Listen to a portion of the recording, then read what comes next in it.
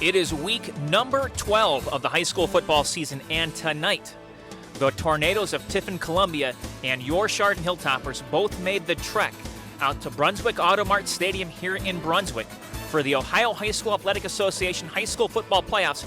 It's the Division III state semifinals. How you doing, everyone? Matt Jaworski, Ryan Radke with you. And Ryan, we have a big one tonight because the Hilltoppers, for the first time since 2003, are back in the state semifinals. Oh yeah, it's going to be a lot of fun. We're looking to a good defensive matchup tonight. Going to be a tough defense on the other side of the field for the Hilltoppers to match up with. Definitely going to be a lot of fun. Get back in this game again for the first time in 17 years. A goal really these players had set from themselves from the beginning of this season, and now here they are in the state semifinals this week. I want you to think about this. Some of the guys on this team were not born the last time that these guys, or that Chardon was this far in the playoffs. You go back the last time that they made a trip to state, that was 1998, and of course 1994, the last time the Hilltoppers won the state tournament. So a lot riding on the line tonight, and Ryan, it's going to be really interesting to see how the Hilltoppers offense stacks up against this potent Tornado defense, the best defense that they'll have seen all year long. Yeah, it'll definitely be a tough matchup for them. And, you know, Matt, I just want to say, I don't want to think about the fact that these guys weren't born yet in 2003, but they are going to be really looking at a tough matchup tonight. This is going to be so much fun. If you like good old hard-fashioned, physical, tough football, that's what you're going to be in for tonight. We will have all the moving pictures coming up for you next, so stick around because football is just around the corner here on GTV. Tonight's contest is brought to you by the Junction Auto family and the Chardon Smile Center.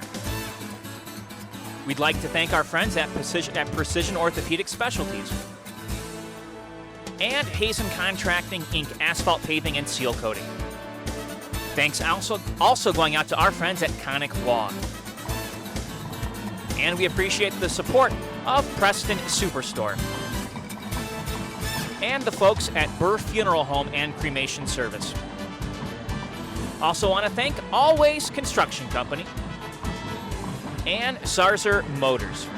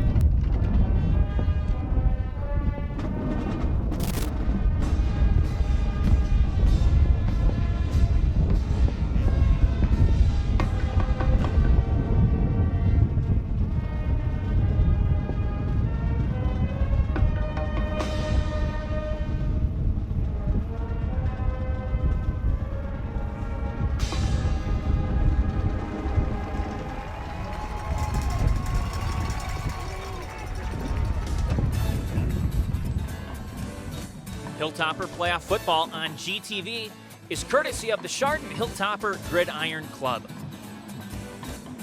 and Ash's Mayfield Window Cleaning Company and Sherwin-Williams. Also courtesy of Achilles Running Shop and Roniak Paving. We thank our friends at McRae Metal Products and OsteoStrong. Additional thanks going out to Brock Construction Company and Impact Church. We also want to thank the good folks at Shoreside Plumbing and Alvords.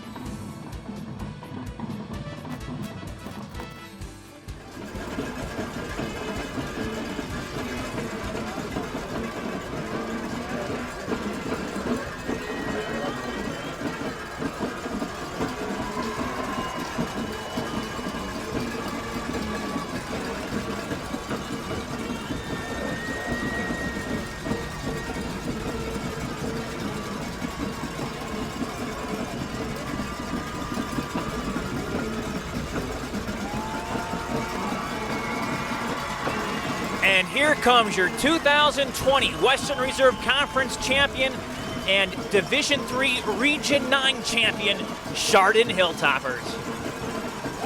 Matt Jaworski, Ryan Radke with you as we get you set for the state semifinals. It has been a tumultuous year, Ryan, but the Hilltoppers have made it through, and boy, as that sign says, God does love the wing tee, especially in Topper country. And it sure has this year. I'll tell you what, that wing, we talk about the defense all the time, and the Chardon defense is top level, Matt, but the way they've been operating that wing tee this year, down to perfection, a precision, workman-like attitude out there on offense. God loves the wing tee. 40 years, and boy, they could cap it off next week should things go well tonight. But they have their biggest task of the season in front of them, and that is the Tiffin Columbia Tornadoes, a team that comes into this game with a 9-1 record. Now, their only blemish came in week 4. It was a 20-13 setback to Division IV Bellevue, which you don't often see a Division III team losing to D4, but that was the case. You actually look at Columbian's conference, and they play a lot of Division IV schools in Port Clinton, Clyde, Bellevue, and Sandusky Perkins. Yeah, they were down there in the division. It's about a similar school size out there. You know, Tiffin, probably one of the biggest communities in that area of Ohio. So no surprise, though, to hear that they're playing a largely D4 schedule where they're located in the state. Chardon, of course, comes in 10-0, and we saw them just physically demolish Canfield last week, and it was a case where turnovers just killed the Cardinals. Yeah, killed the Cardinals, but I mean, that Chardon defense, you know, turnover is the name of the game. Chardon got 3 turnovers in the first half of that game. They scored after every one of those turnovers, and after that, just Canfield was never able to get their footing back after Chardon caused all those turnovers early. Tiffin did win the coin toss, and they deferred the kick, so they will kick off to Chardon. The Tornadoes will receive to start the third quarter. Good news, though, for the Hilltoppers, because they have come out this year, every single playoff game, they have gotten the ball first, and they have put up 49, 57, 31, and 38 points. Not to say they're going to score that many tonight, but it's a good sign so far. I got a feeling both these offenses are in for the best defense they've seen all year tonight, Matt. So they're both going to have their work cut out for them on the offensive side of the football. Hands down. I don't know, again, if you could show me a better defense in the state, maybe outside of Hoban, than this Hilltopper defense.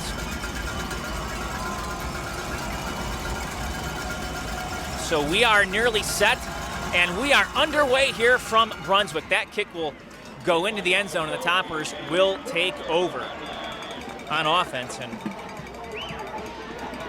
for Chardon, we've talked about him all year long. The leader on this offense is the senior QB, Drew Fetchick, 6'1", 185. Running backs behind him, James Pettyjohn, the senior, 5'11", 170. Sean Card, the junior, 5'11", 190. And Evan Ash, the senior, 6'1", 185. The boys up front include George Lemaster, 6'2", 265. Nick Fay, 6'0", 260. Dylan Friend is senior, 5'10", 285. Matt Klasky, 6'3", 285. And Jesse Desipata, 6'1", 290. Of course, Alex McDonald, the junior, 6'3", 205 is the tight end. They're going to take it right side. Making his way close to the 26-yard line was Fetchick on the keeper. And we have not seen him start the game with too many runs this year. No, but he starts the game out there with the run. You're going to spread the field out a little bit. He gets the block, turns the corner. Good pickup to start things out for the Chardon offense. So Toppers have a 2nd down and 2 from the 27. They're going to run the ball straight up the middle, and it's the battering ram himself, Mr. Sean Carr, picking up the first down. He needed 3, and he got 4. A good run there by Carr, falls ahead for the first down. You pick up 4 yards with your big back, and I mean, ho-hum, first 2 plays, and the Chardon offense is right where they left off the past few weeks. Going to be very interesting to see how these kids from Tiffin can handle this wing T. They're going to go back to the ground, and Pettyjohn has room! Pettyjohn, open running room! The 40, the 30, the 20! James Pettyjohn, end zone! Touchdown, Toppers! Well, that was quick. Did you see that hole that the Hilltoppers opened up for Pettyjohn? Great work on the outside. They opened a huge hole. Pettyjohn with great field vision runs right through it. He's gone to the end zone, and the Chardon Hilltoppers, less than a minute into the state semifinals, are on the board, Matt. It's how you do it here in Chardon. Big plays. Didn't even have a time to look at Columbia's defense tonight. No, not at all. We'll have to wait till the next possession.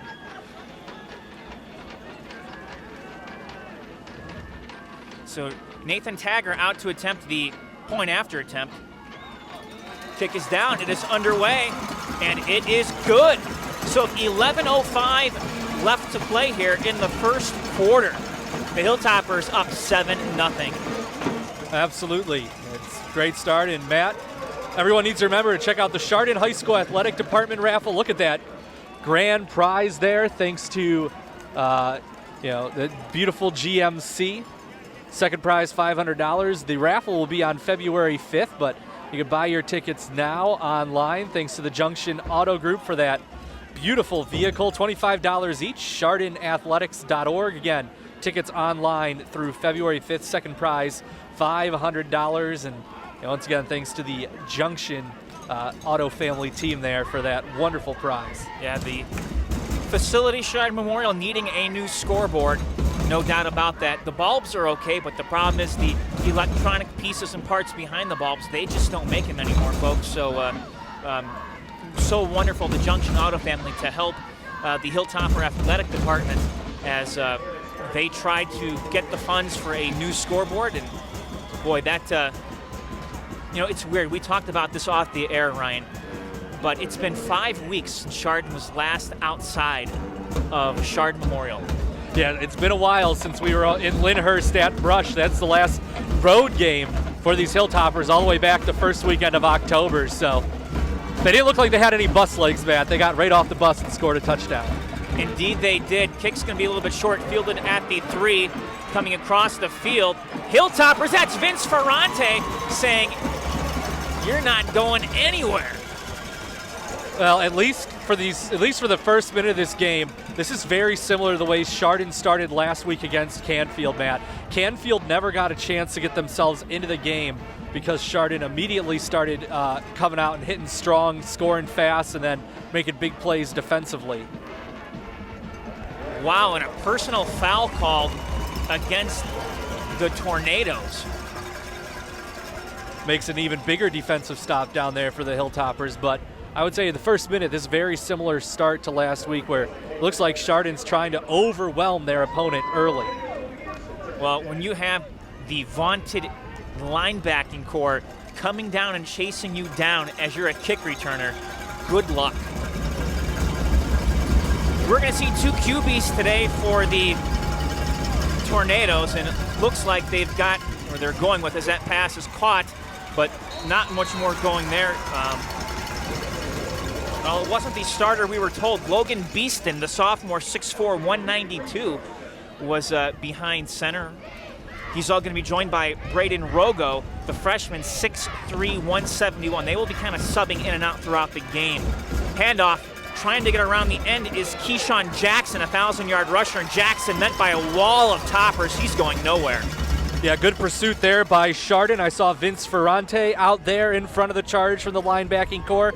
That's your job as a linebacker when they're trying to run to the outside. You spread things out there and don't give them a hole, and Chardon did the job. Most part, we're going to be seeing 3 receivers plus a tight end and a running back for Tiffin. Some pressure, ball's caught near side, but it's going to be well checked. That's going to be a first down for the Tornadoes. They're able to pick up the first down. Good spot there. Good work to make a nice throw to right on the mark, and no huddle here for Tiffin. They're going to go back to the air. Left side ball is caught. Bubble screen out to about the 30-yard line. We're going to see starting receivers, by the way, for Tiffin include L.J. Reeves, Maddox Simcoe and Drew Vasco. Their tight end, Brody Conley. Boys up front, Kane Mears, Michael McDowell, Garrett Chester, and Tim DeSmith, plus Ethan Winnick. That one going to go incomplete. Yeah, it's very difficult to hold back that Chardon linebacking core, and when you're really going just 5 down linemen, you're not going to have a lot of time to throw. Hilltopper defense on 3rd and 4 here as the Tornadoes have it on their own 29-yard line. The boys up front, Miles Mendezoon, Gavin Slife, Evan Gardner. Some pressure there, throwing down the field, ball up in the air, intercepted. Kevin Doyle with the pick, and he has been the hot hand lately when it comes to INTs. Blake Barker providing pressure from the outside there. He came in unblocked. No one from Tiffin picked him up, and he caused the throw to leave the hands of the quarterback early, and it turns into a turnover. 3 first-half turnovers for the Chardon defense last week, already 1 this week. Doyle with the INT just tied Brady Toth for team lead in picks with 3. Boy, another mistake by a Chardon opponent, and the Hilltoppers have just been taking advantage of these kinds of mistakes all year long.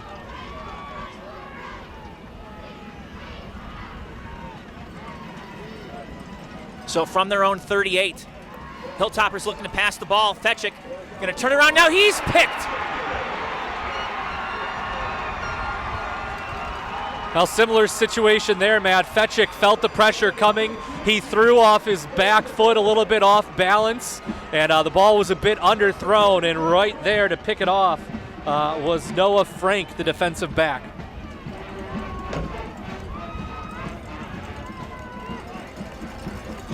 So the Hilltoppers just give it right back. Well, not what Chardon wanted to do, but if you're going to turn it over, I guess that was kind of the spot.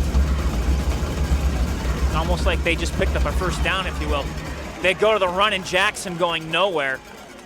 Linebackers, by the way, tonight include Blake Barker, Vince Ferrante, Cade McDevitt, and Christian Hall. Guys in the secondary, Trey Liebhart, Alex Henry in for Nathaniel Salka, who's injured tonight, will not play, Brady Toth, and Kevin Doyle. Ball tipped and going to be incomplete. Had an open receiver. They were looking for a quick slant route there. It looked like Kovas was open, but someone on the defensive line managed to tip it, and the ball couldn't get there. Logan Beeston, the QB, has thrown for over 1,200 yards this year. Jackson is a 1,000-yard rusher, so they have weapons. And now, stoppage of the clock. Going to reset the play clock to 25 seconds. There they go. Beeston looking to throw toward the sideline, has a man wide open across midfield for the first down. Found a nice spot in the zone, and it was a good catch by Jackson Harris. Good work, pick up the first down, move the chains.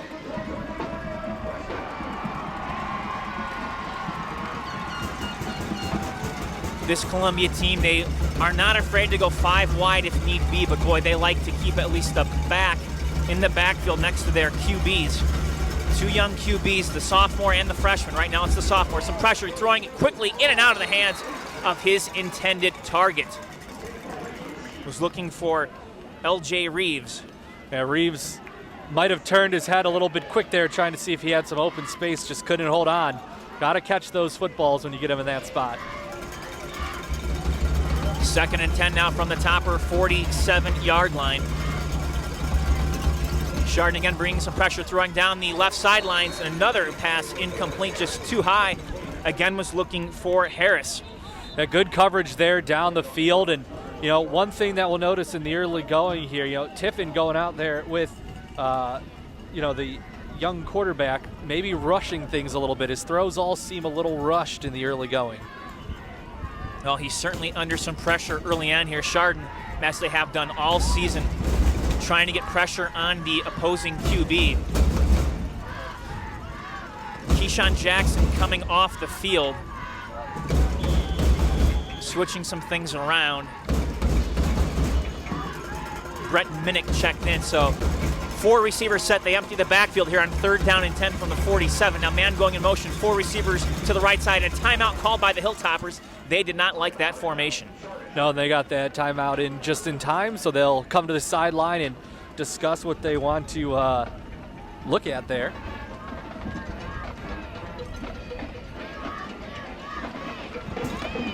Well, fans, tonight's special cable cast is funded by your cable subscriber franchise fees. We'd like to again extend thanks to all the GTV funding communities, including those not funding tonight's contest, for their year-round support. They are Burton Village, Chardon Township, the City of Chardon, Middlefield Village, and Munson Township. Thanks again for supporting GTV, and thanks to all our viewers for their support. Hope you're nice and warm, enjoying some football wherever you're watching us. Absolutely. And we got to give a shout out to the crowd here because it's the biggest Hilltopper crowd of the night. It should be. This is the biggest amount of tickets that they've been allowed to have. Community responded. They're out making some noise here tonight. 3rd and 10. More pressure coming on. Beeston steps up in the pocket. He fumbles the football. Toppers pick it up. The Toppers have the football. They've got another turnover. Well, we talked about defense was going to be key tonight, Matt. We're just 4 minutes into this game. Chardon's defense has forced 2 turnovers, and Tiffin's already forced 1. So defense coming up big here, and great work by the Hilltoppers, bringing the pressure and causing the sophomore quarterback to fumble. Gavin Slife picked up the fumble. We marked on the 39 of Columbia.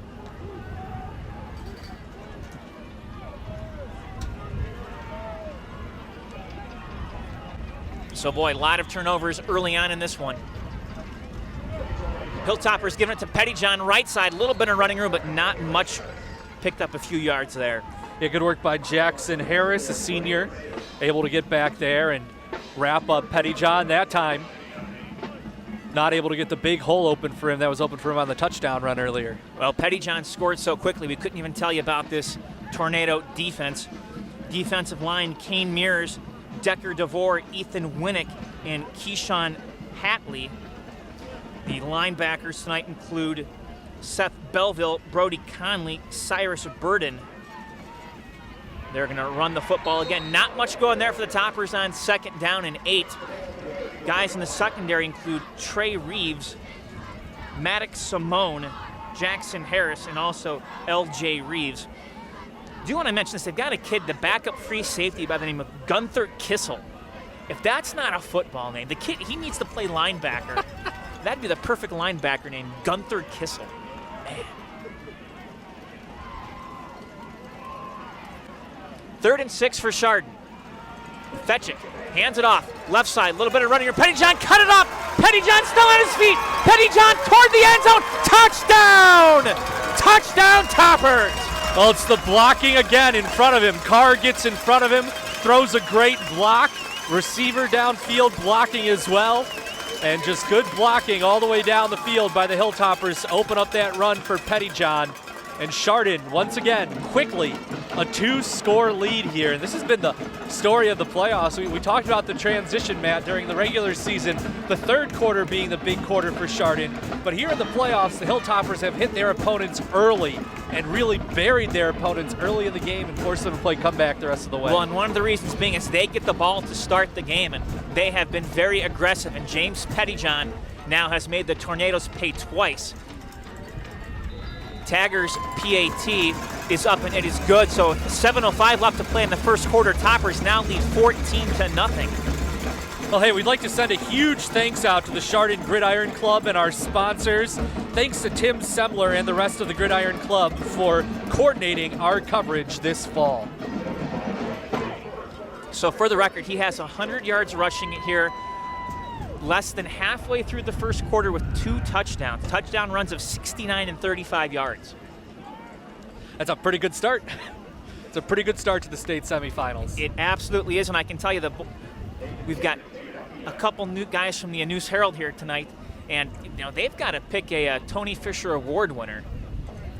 James Pettyjohn is on the short list, and rightfully so. He has been just amazing this year. Yeah, 2 more great runs there, and He's a very talented runner, a lot of speed, and as all things go, football is a team game, and the Hilltoppers as an offensive unit do a great job of opening those holes up for him. And when you can open up the holes for a kid with his speed and his field vision, a lot of good things are going to happen, and that has happened this year for the Hilltoppers. You just mentioned something. That last run, the field vision he had, because he made a couple of cuts there that I don't think most running backs would make. No. But he saw something, and he has the speed and quickness, turned on a dime, and found the end zone. Tagger's kick going to be a little bit short, fielded near the 7-yard line. Jackson Harris trying to come around the outside, left side. Flags flying, and I believe Tiffin's going to be coming back with this one. And that would be twice now where Tiffin, well, they've only returned a kickoff twice, and so that would mean that on both of their kickoff returns, Tiffin has committed a penalty. Holding call that time, and it was pretty obvious. It's another half the distance of the goal penalty, so in the early going in this game, Tiffin has not had great field position. And Chardon has been able to score 2 touchdowns, forced 2 more turnovers. Good start for the Hilltoppers down there, and it's very similar to what we saw last week, where Chardon's just looks like they're overwhelming Tiffin right now. Folks, it's really not supposed to be this easy, this early, this deep in a state semifinal game. Trust us on that. More pressure coming, ball across the middle, incomplete. Boy. And that time, we have a new QB in the game. I mentioned that they switch off, and this time it was Braden Rogo who was tossing the pigskin. They're putting a freshman out there now, and that was awfully close. He was on the borderline of the end zone as that rush came in. Rogo's only thrown for 620 yards. Now, neither quarterback, based on their stats, run, so it's a matter of them trying to figure out who the guy is for the future, because I can't imagine them going ahead and continue to split time. But Rogo across the middle, nearly intercepted. A lot of Hilltoppers were right there, but it was incomplete. Was looking for Simcoe. And it's just the pressure of these Hilltoppers. You could tell both of these, these quarterbacks for Tiffin are young, Matt, and both of them, you could tell, they're rushing their throws. That throw again left too early. The receiver wasn't in the spot yet. It almost got picked off. Well, think about this. You're a freshman in the state semifinals. You've got the Hilltopper defense chasing you. Rogo under pressure, running, and he's got brought down from behind. Evan Gardner brought him down. Great work by Evan Gardner. Good pursuit. Got in the backfield, then chased the quarterback down from behind. And pretty much the start of this game is to script for this postseason for the Hilltoppers.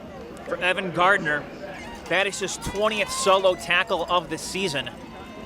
Technically, no gain on that play. He did get back to the line of scrimmage. So now 4th and 13. They had a blocked punt late in the game against Holy Name. Let's see if that happens again. Toppers bringing the pain. It's a bad kick high up in the air. Bounces, and now it's coming back. The Tornadoes down it near the 20-yard line. That is a net 15-yard punt. Everything, when you're backed up against your end zone there, everything gets thrown off. The snap has to come from a shorter distance. You can't get your same drop as you're a punter, and all that stuff mixed in with the relentless pursuit of the Hilltoppers, I think, contributed to that punt. And, man, it just went straight up in the air. Last week, late in the game, we're talking a couple minutes to go, the Tornadoes were up by 10 against the Holy Name Green Wave, and the Green Wave blocked the punt as the Hilltoppers going to run the football. Boy, they're just pounding now up the middle. That was Sean Carr. But Xavier Kopis had a punt blocked, was recovered by Holy Name on the 5, took it in on the return to make it a one possession game, a 3-point game. Unfortunately for the for the Holy Name Green Wave. The Holy Name Green Wave. You got it. Thank you. It was right there. Yes. The Green Wave, they couldn't get the onside kick, and Tiffin went on to win that one. Pettyjohn has it right side, trying to run, could not get around the end. Number of Tornadoes right there, including the big man, Jackson Harris. Harris has been there on a couple of stops so far. It seems like his job is Pettyjohn tonight. And he's gotten there a number of times, but Pettyjohn's also beaten him for 2 touchdown runs. Well, that's the problem with this Chardon team. You load the box, And a guy like Pettyjohn, if you miss a tackle or he just gets to the outside, he's got the burners to beat you. There's no doubt about that. Fetchick coming under center here, 3rd down and 2 from the 13. Man in motion is Ash. They will hand it off. No, Fetchick keeps it himself. Fetchick all alone in the end zone. Touchdown, Toppers! Great play call there. Tiffin's defense bid on it. The play-by-play guy bid on it. But Fetchick pulled that handoff back and ran it into the end zone for a touchdown. Matt, you said it before. It's not supposed to be this easy to run out to a 3-touchdown lead in the first quarter of a state semifinal game. So Fetchick's touchdown run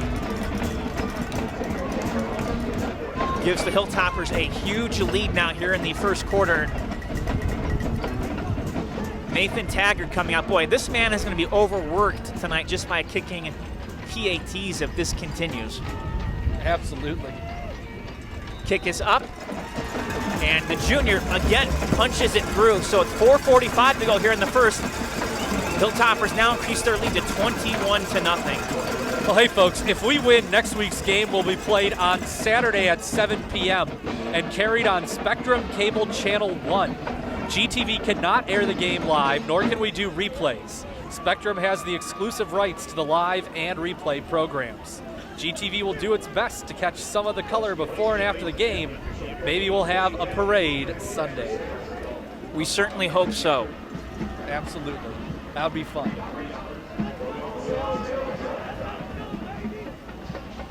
Socially distanced parade, of course. Yes, following all the proper guidelines, procedures, and safety protocols.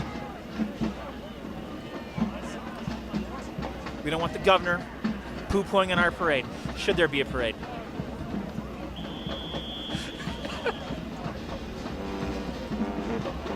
Got 2 more wins first. Off to a good start on this one. Absolutely, and I'll tell you what, if you're the Tornadoes, and how often have we talked about this the last 4 weeks of this playoff run?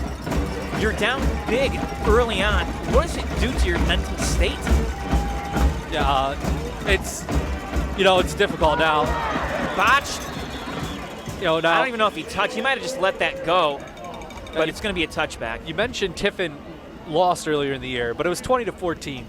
Now, I wasn't there, but I have my doubts that they were down 20-0 and had to fight back. So I'm going to guess this is the first time they've been down by 3 scores this year. And it's a difficult thing. You're in the state semifinal game. You had a lot of energy coming out here, and you just got smacked in the mouth early. I mean, Chardon scored on the 3rd play of the game, and it can be really difficult to regroup and get going. And now, especially when you got sophomore and freshman in there at quarterback, the pressure is just mounting. Beeston hands it off to Jackson, and Jackson going nowhere. Barker, one of the guys in there to help make the stop. If you look at what Tiffin has done in this playoff run, again, they enter 9-1, but they beat Norton 45-13, run again, and this time it's the junior Seth Belleville picks up a few yards, but they beat Norton 45-13, then Revere 28-21. They beat West Holmes 34-24, and last week only named 17-14. Now that 24 points by West Holmes, the most they've allowed all year long. Beeston throwing far side, incomplete. Was looking for LJ Reeves. That's a good playoff run, but you compare that playoff run to Chardon's. Chardon has just been dominant. Chardon, and you expected that because they were number 1 in their region coming out. But Chardon dominated all the way through the run, and they're dominating this one today. Well, they beat Howland 49-14, Geneva 57-13, New Philly 31-0, and Canfield 38-6. Copus gets off a better punt, and it will just roll down to about the 30-yard line. Yeah, maybe the 29. And that's where the Toppers offense will take over. And it's been a well-oiled machine for the Toppers offense, once again, as have all the opponents they've run into this season. Tiffin has not shown that they have the solution on how you stop Chardon on offense. We've seen them a couple of times, bottle Pettyjohn up in the backfield, but there's just too much Chardon. Pettyjohn still scored 2 touchdowns. Fetchick with the great play action last time on the QB touchdown run. Tiffin hasn't shown they're able to adjust to all the possible ways that the Hilltoppers can get you. Pettyjohn entering tonight had rushed for 1,319 yards. and he's well over 1,400 now. He's in motion. Fetchick dropping back to pass, and he fumbles the football. Who has it? It's going to be the big question. I think the Toppers may have it, but we're going to wait and see. Recovered by Sean Carr. Boy, Keyshawn Hatley nearly came up with that for Tiffin. Now, Chardon's tried to throw the football twice tonight, Matt. There was an interception, and now that time Tiffin getting that pressure. Tiffin's getting pressure into the backfield. I mean, their defense is doing a great job of that. So, you know, Chardon, on both of their pass attempts so far, has had their issues. Angelo Ferrante comes in as a split end, goes out to the right side. Tight wing T formation. Ash, Carr, and Pettyjohn. Pettyjohn now goes in motion. And the give is to Ash. Ash makes his way up near the 27-yard line. We'll bring up third down and long. And I'll tell you what, Ash has had a nice postseason run here, and there was a good run there by Ash coming to the outside, diving forward. But you know, you're at third down and 12 after that fumble that you managed to recover. So we'll see what the Hilltoppers draw up here. Again, and we talked about this during the open. This is the best defensive team that Chardon is going to be seeing all year long up to this point. So we expect pressure on Fetchick. And Hilltoppers, what are they going to do? There they go! Ash picks up the first down on his feet near midfield. I believe that was the scissor play that they busted out. We have not seen that maybe a handful of times this year. They caught me off guard on that. Well, that's why they called it, because they wanted to catch everyone off guard, including the defense of Tiffin, and absolutely they did. No one, including you or I, knew Ash had the football, and he picks up the first down and moves the chains. A few years ago, the scissor play was a staple for the Chardon offense. They kind of got away from it, but there it goes. Coming up big time. Pettyjohn around the end left side and battles his way across midfield, picking up some tough yardage. Boy, this Hilltopper team, it's all about the misdirection. And this, folks, again, is 40 years in the making. Yeah, and you know, the thing for the Hilltoppers on offense is you've got a system, and it's good. All the players know their role. Everyone knows what their job is. Everyone knows where they need to be. And so it's in every facet. You know, you've got the runners to execute it. You got the guys up front to block for the execution, and just very workmanlike. I say that all the time. Very workmanlike, the Hilltoppers on offense. Second down and 5 from the 48. And fumble on the snap. Tiffin says they have it. They do. Now, we're not down there. We don't know, but generally speaking, that's a miscommunication that happens on the snap count. Cyrus Burton came up with it. I thought maybe there's going to be a flag for a false start, but no.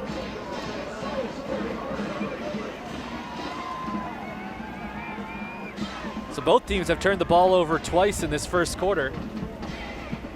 However, Chardon has been able to move the football on offense, which is the thing Tiffin has not been able to do so far tonight. So Tiffin with the ball now on their own 48-yard line. They catch a huge break there, and who's going to be the QB right now? It's going to remain Logan Beeston, the 6'4" sophomore.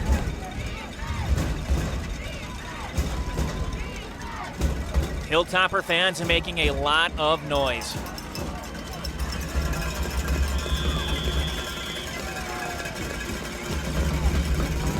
Beeston fakes the handoff, going to dump it off, and nobody home was looking for Keyshawn Jackson, and Jackson wasn't expecting the throw. Yeah, Jackson is kind of an emergency there. He's not the first option. I don't think he expects that throw to come to him that quickly, but once again, Beeston feeling the pressure, gets rid of the football early. No, this is what happens when you have two big-time defenses go at it. A lot of broken-up plays, a lot of times the QB has to just hit the hot route quickly.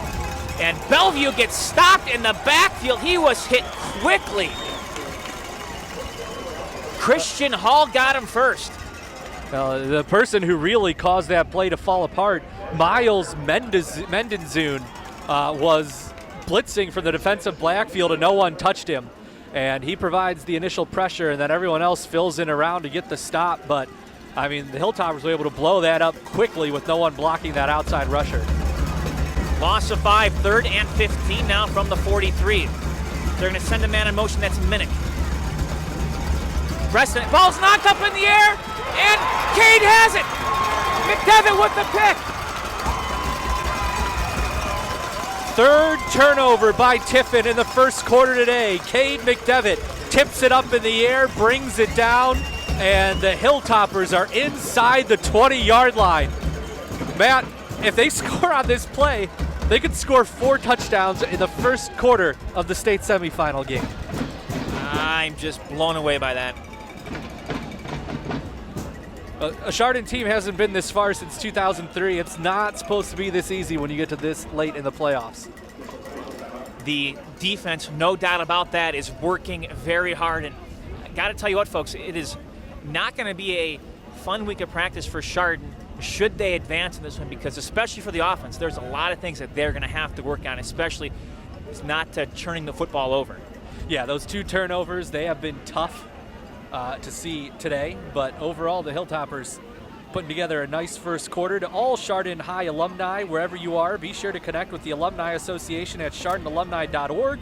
Sign up for email notices and more. We didn't have the all-class dinner this year, but we are gearing up for a huge all-class dinner next year. Stay tuned and stay connected.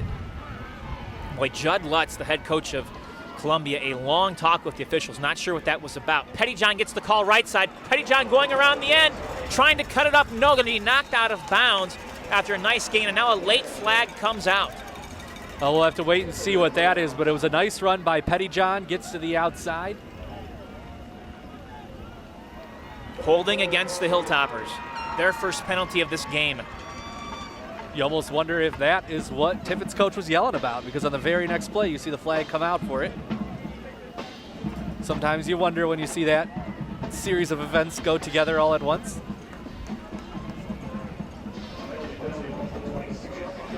We'll move the ball back to the 26-yard line, so it'll be first down and about 17 now for the Toppers.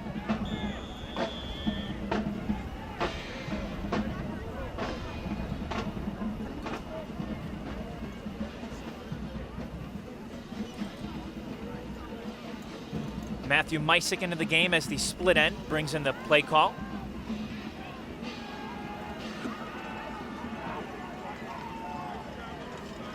Toppers here in the waning seconds of the first quarter, and they're going to get Chardon. No, Chardon's going to call a timeout just before the play clock expired. Yeah, Chardon looked like maybe they didn't have something set, Matt. They needed to call a timeout there. You thought they were going to get the false start call. Looked like it was close from up here, but the Hilltoppers got a timeout in. Well, we saw this problem last week against Canfield, where the Hilltoppers had to burn way too many timeouts early in the contest. Yeah, at the time of the game against Canfield, we were kind of late in the first half thinking maybe Chardon could use a timeout here, and they didn't have one available at that moment in time. Wound up not mattering as they won that game 38-6, but you're right, this is 2 weeks in a row now where we've seen the timeouts being used early. But you know what, Matt, if you're in that situation and you need to get the personnel worked out, it's better to use that timeout than be taking penalties. It absolutely is, and the thing is, if you go up 28-0 here at this juncture on this, I'm not saying before the first quarter ends, but on this possession, you are now backing up this Tornado squad to a point that they might not be able to recover. This could potentially be a knockout punch, if you will, this early in the game. Yeah, I mean, with Chardon's defense down 21-0, already questionable for Tiffin here, but Fetchick sends a man in motion. He's going to keep it himself up the middle. Fetchick, though, stopped by a tide of Tornadoes. Another thing for us to keep in mind, Matt, we were watching Tagger hit 45-yard field goals during pregame, so Hilltoppers don't have to get into the end zone to add points here on this drive. Hey, the young man would like a chance if given. Absolutely. Just say Absolutely. Well, we have played one quarter, and amidst the turnovers, the Toppers put up 21 points, and they now lead in this game 21-0 as we head to the second quarter. Hilltopper football brought to you by the Junction Auto family and the Chardon Smile Center. We also like to thank Precision Orthopedic Specialties. and Hazen Contracting Inc. Asphalt Paving and Seal Coating. Special thanks also going out to Conic Law and the Preston Superstore. We also thank Burr Funeral Home and Cremation Service and Always Construction. Thanks also going out to Zarser Motors.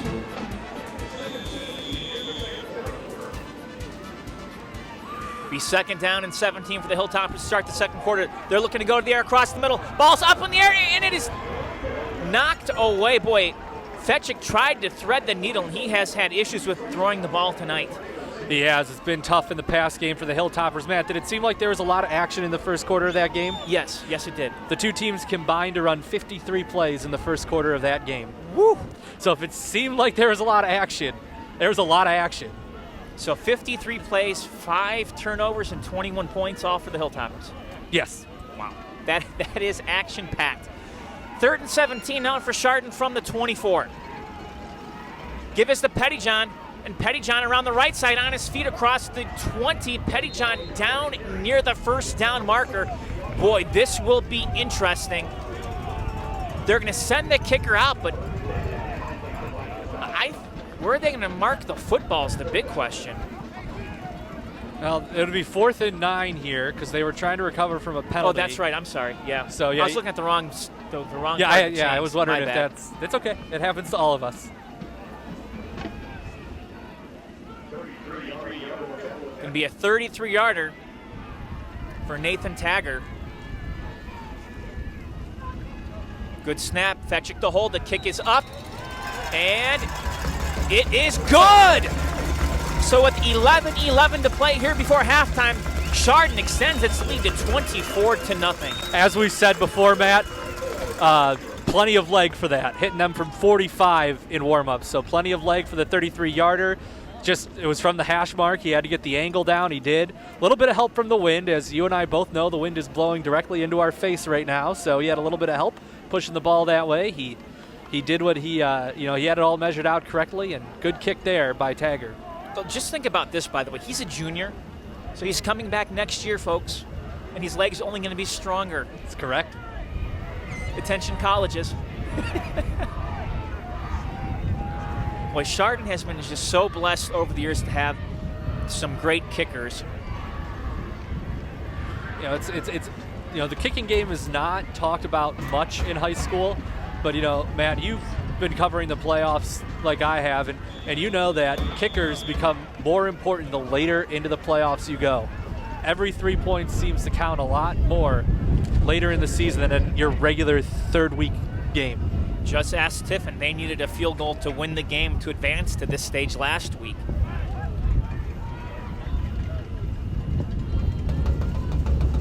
Wind is picking up. The Hilltoppers going to have a short kick, and Jackson fields it near the 7, trying to cut across, that's coming back, folks, because it's going to be a block in the back around the 5-yard line. And that's 4 kickoff returns, 3 of which Tiffin has committed a penalty on. What was the other? That was the botched one, right? Yes. Yeah. They botched the other. That's right. No return. I was like, are you trying to trick me here? They botched that one, right? What am I missing? Okay. I was like, what are you doing to me, man? Just making sure you were paying attention. But they didn't pick it up, and it went in for a touchback.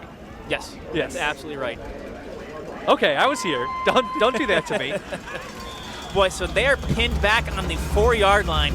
And again, the Chardon special teams unit coming up big. I think it is, they're running the football, trying to get something going, and nowhere to go on that run. I couldn't tell. I think that's 6. Yes, it is. So that's Braden Rogo. Rogo in at quarterback looked like that was Brody Conley who got the carry. Rogo from the gun, looking to throw right side now, feeling some pressure. He's going to throw it away. Incomplete. Well, he was being tackled as he threw that one, Matt, so he got his There leg. They go. It's intentional grounding. Yeah. That would be a safety because it's in the end zone. And it's official. The official threw the flag, called intentional grounding, so that will be 2 points for Chardon. Should be, right? He was in the end zone.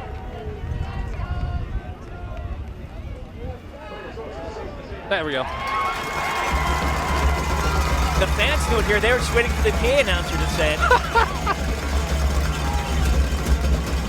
Well, there's that Chardon defense. We mentioned on the last drive that the Hilltoppers, they haven't really gotten their pass game going. They haven't completed a pass yet, but for Tiffin, a team that on paper relies on the pass a lot more, hasn't been there for them at all. The Chardon pressure's just been too much. We've seen a lot of early throws. We've seen a lot of rush throws in there. That pressure gets in the backfield and ends up with an intentional grounding call.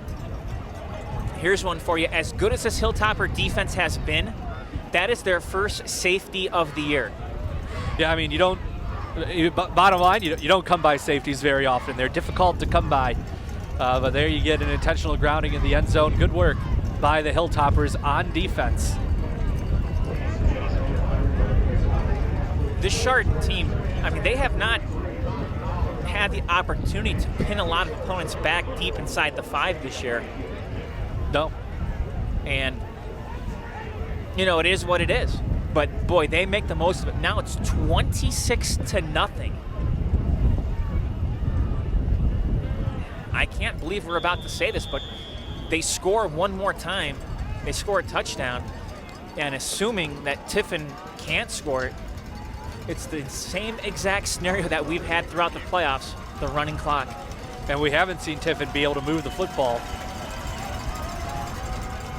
No, another testament to the Hilltoppers. Ball will be picked up near the 14, scooting ahead down near the 30-yard line. And a late flag comes out. That was Blake Barker on the return. It's probably going to be going back against the Hilltoppers here. Boy, that was a bad mistake by the Hilltoppers special teams, a block in the back. Yeah, you want to try to do everything you can to avoid those. I mean, that's for sure. But, the Hilltoppers outside of the one drive, they've been able to move the football pretty efficiently on offense. I don't think they're going to mind the long field too much, Matt. No. The other thing is this just continues to keep the offense out on the field, and you wear down that Tornado defense. Now, granted, they've had a quick couple scores from time to time here, but Chardon has come out and it's been physical, and they've just punched Columbia right in the mouth to start this game. Toppers give it to Pettyjohn, trying to get around the outside. Pettyjohn lowering his shoulder, fumbles the football, but it goes out of bounds. Conley comes in from the linebacker position. Looked like also Gunther Kissel was in there on the stop as well.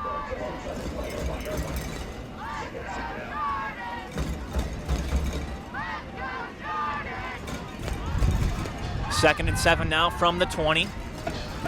Pettyjohn gets the call again. Pettyjohn falls forward near the 24-yard line. Nice little pickup there of about 4. We'll bring up third down and short. Yeah, able to go outside right, then you go outside left, and see where you go at third down and 2. Do you split the middle and go center here? Just keep throwing different looks at Tiffin. Let them see everything you have in the arsenal. I feel it's been a while since Sean Carr touched the football. It has. See if you're right. Nope, Pettyjohn. And Pettyjohn gets around outside up near the 27-yard line. That should be enough. It is. Officials don't even bother. They say move those chains. Of course, we know Sean Carr doesn't need the football to have an impact. He was up in front there blocking ahead of Pettyjohn, so Pettyjohn could pick up that first down. Yeah, he's a young man who the coach head coach Mitch Hewitt has just called unselfish. Man, we've talked about this throughout the season, and he doesn't get the football as much as some of the other guys, but he has made the most out of all his time. Topper's going to keep it, and Fetchick going to run it. Fetchick straight ahead. Nice little run there by the QB. Now there you go. There's a little change up. You've been going to the outside the first 3 plays of the drive, so you show them the QB is going to keep it. Go off to left tackle. Keep that in mind, and just keep giving different looks. That's the thing for Chardon. It's a wing tee. Got about 15 different looks they could throw at you out of it. Fetchick came into this game leading the team in rushing attempts, but had only rushed for about 590 yards entering tonight. Of course, when you have James Pettyjohn, that's okay. Topper's going to run the football again, and it's Sean Carr this time. Carr with a nice chunk of yards, and he gets another first down. Able to dive forward and move the chains, and the Hilltoppers now, they flashed out to the big lead early, and now their offense is starting to settle into that 4 or 5 yards at a time mode that they get into as they get the big lead in later into the game, and just methodically marching down the field here. Well, methodical is a good word. Clock running 8:08 here before halftime, and Hilltopper's going to run it again, and again it is Sean Carr, and Sean Carr near midfield. Another good run by Sean Carr, going back-to-back touches for Sean Carr, and we've seen that before in this postseason run too, Matt, where Carr won't touch the ball for a while, then you go back-to-back runs on the fullback, and usually they're both big runs, and both times they were there, first down runs. 2nd and 3 now from the 45-yard line, and the offense is starting to click when the fullback is picking up about 7 to 8 yards a carry. Pettyjohn gets the call this time. Pettyjohn across the 50, and Pettyjohn the first down. And did you notice just how much more open things were on that right side? So you had done 3 runs up the middle in the row. Fetchick on the keeper, 2 to Carr, and then you go to Pettyjohn on the outside, and that's been the biggest hole on the right side Pettyjohn has had on this drive, and it was just you got Tiffin looking into the middle again, open things up on the outside. Absolutely, and they are just continuing. It's that misdirection, this 40-year-old wing T offense here in Chardon playing well tonight. Fetchick has running room. Fetchick out near the 40. Well, Tiffin bit on the play action there. Also saw great work offensive line up front. Nick Fay with a good block to open up a run there for Fetchick. Boy, we have not talked enough about the guys up front because they have done such a tremendous job. Guys like LeMaster, Klosky, Desipeda, Friend, Fay, they have just been phenomenal. And it's the big man, Carr, just driving straight ahead. The old saying, hot knife through butter, that's what he looks like, right up the middle. Dashing right through that line, first down, move the chains. We keep using the same analogies every week, Matt, but well-oiled machine here, the Chardon offense. And the Chardon defense, those 3 turnovers, huge reason why Chardon's up 26-0, but when that defense can give the ball to an offense that's this methodical and this workmanlike. Fetchick keeps it himself across the 30 down to the 29. Nice drive there nice run there for Fetchick. Ryan, if you look at the body language of the Tornadoes, we're starting to see some guys now hands on their hips. They're getting a little tired. Like I said, we know they have not been down by 26 yet this year. They haven't been in this situation, so they're down. This defense has been out on the field the whole game. They're not usually in that situation, and it can wear on you. Well, and we are just under 6 minutes to go before halftime. I think it's been a long game for both teams to start, but you got more energy when you're Chardon and you're up. Pettyjohn gets it, makes a nice cut up near the 15, down toward the 14, maybe fighting to the 13, I think, if he gets forward progress. We talked about it. Between the 2 teams combined, 53 plays run in the first quarter of this game. So that's a lot of work out there, and yeah, you'll be tired. Unless you're Chardon right now, you're up 26-0 in the state semifinal game. You're on cloud 9 right now. You go back to last week's game, and you pointed this out as the biggest possession was when Chardon had that long time-consuming drive. And compared to the first quarter, that's what they're doing right now. Fetchick going to dump it off. Pettyjohn left side makes the catch, spinning around 20. Pettyjohn should pick up the first down because he fell forward, and he does. Yeah, it'll be interesting when you look back at this game and see, what was really the key moment in this game. I remember, last week Canfield was still around the game and scored early in the second half, and Chardon had that 8-minute drive to take any thoughts of the comeback away. Chardon just ran away and hid early in this one from Tiffin. First and 10 from the 17. Tight formation for the Toppers. Pettyjohn goes in motion. They hand it off to Carr. Up the middle. Carr! Nice run down inside the 10. On his feet still. Toward the end zone. And he is down at just shy. Oh my goodness. Sean Carr ran over a couple people. Well, Tiffin can't stop him.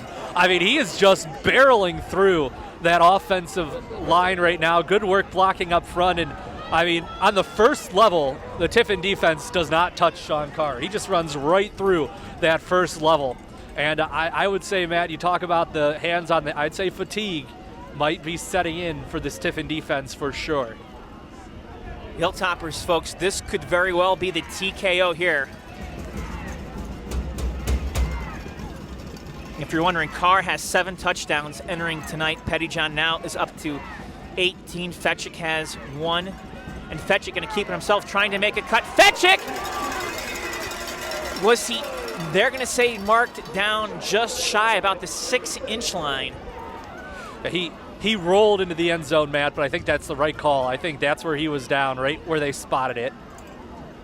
So I think that was a good spot by the officials.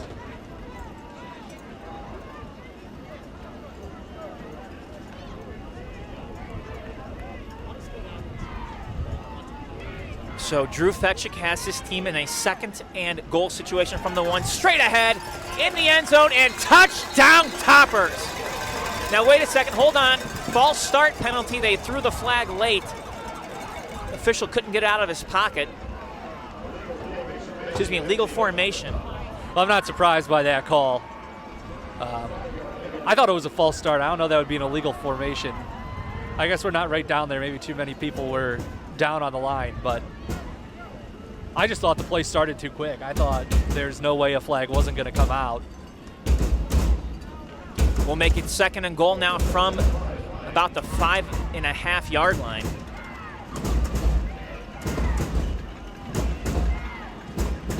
Pettyjohn goes in motion, and it's Sean Carr straight ahead, and another flag comes out. This side, it's from the official near side, and the Hilltoppers are walking backward again.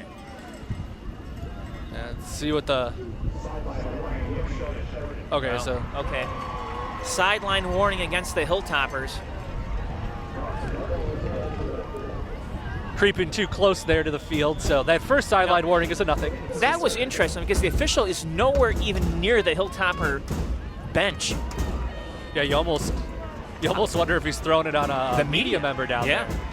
That can happen. Yeah, no, it's not Foster for once. 3rd and goal from the 4. The give is to Pettyjohn in the end zone. Touchdown, James Pettyjohn. He has the hat trick here in the first half. 3rd touchdown for Pettyjohn. The Chardon Hilltoppers, a 32-0 lead in the first half. Great run to the right side, get behind the blockers, get into the end zone. Chardon is well on their way, Matt, to the state championship game. And we're still in the first half. It is going to be a fun night back in Toppertown tonight for those who decide to celebrate a little bit. Of course, this team will be, as that PAT attempt slices through the uprights, and it's good. It's now 33-0 Chardon, 2:46 before halftime. Well, hey, high school sports is just a part of our programming lineup on GTV. Our coverage continues all year long for Berkshire, Cardinal, Notre Dame, Cathedral Latin, and Chardon sports. We're in our 25th year and nearing the end of fall sports. We are looking forward to another action-packed winter of high school sports. Check channels 1020 and 1025 and the GTV website, www.geaugatv.org, regularly for replay dates and times. Also, don't forget the community and school bulletin board. Services provided 24 hours a day on GTV 1020 and 1025. Check www.geaugatv.org for details. One of the things that does need to be mentioned, and so many thank yous need to be given to the community, because it starts with the parents, with their classmates at school, with the teachers, with the administrators, with the coaching staff. It's been keeping these kids safe from you-know-what. It's absolutely, and that's important. We have seen some teams in the area that have guys that, end up because of contact tracing, and everyone in the community doing their part here to help make sure Chardon can stay on the field playing football. That's key. Well, Coach Hewitt last week told me after the game, because I asked him about that, I said, what's it been like for you guys as a coaching staff as Taggers kick going to be fielded at the 5 up to the 15-20. Jackson across the 25 down near the 27-yard line. But he said it's been like hell, but on the other hand, it's also been extremely rewarding as well. And they've had to do so much stuff that isn't normally done in a season in an effort to keep these kids healthy. And, unfortunately, it could be, as you mentioned, the contract tracing, something that takes these kids away from the field when they're perfectly healthy. But because of the rules set out by the OHSAA, it would make them ineligible to play. The good news is they have just, as Beeston's throw going to be incomplete, one more week to essentially stay in their bubble. And here's what we know about this Chardon team too. This Chardon team came out this season with a mission. They're not doing anything off the field that would put that mission in peril. So I'm sure they're doing absolutely everything socially distanced and the right way off the field to make sure they're still on the field when the time comes. Absolutely. 2nd down and 10 from the 28. Beeston looking to throw, feeling some pressure over the middle. Incomplete. Name your Hilltopper. There's 3 of them there. McDevitt was there along with Ferrante. This Hilltopper defense is one of the top defenses in the state, Matt. And you pair that with a team that's coming out with a freshman and sophomore at quarterback. Yeah, they got all the way to the state semifinals, but that's a really tough matchup for a young quarterback. And I think it's shown tonight in the play of the 2 quarterbacks for Tiffin. Beeston flushing out, right side going to throw, and it's knocked away. Christian Hall got his hand on it. Couldn't haul it in.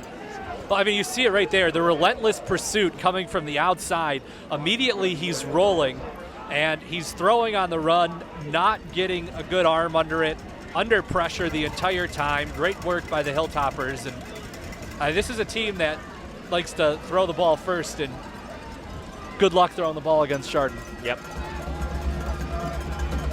Brings up 4th down and 10, and Xavier Copa's going to punt again. Hilltoppers came close to that one. McDevitt picks it up around the 25, up to the 30, and dives ahead to about the 34. A few yards on the return for McDevitt. Of course, he had that great tip interception in the first quarter of this game, Matt. Very similar, 3 early turnovers really set Canfield back against Chardon last week. This week, Tiffin set back by those 3 early turnovers forced by Chardon.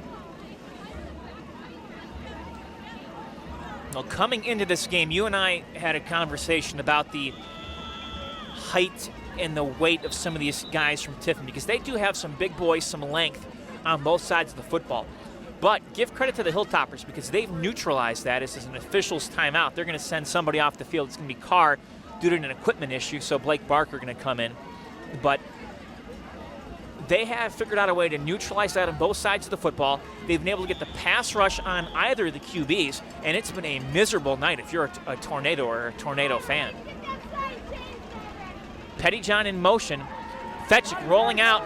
Fetchick going to just keep it himself. Makes a nice move. Fetchick running room. Fetchick near midfield, on his feet, out near the 45-yard line. What a move by Drew Fetchick.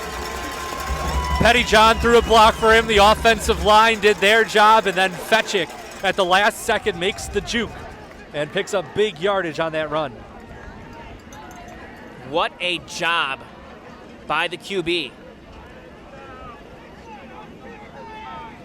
Well, 2:08 left to go. Want to send a hello and a shout out to Dennis and Lillian Gra out on North Street there in Chardon.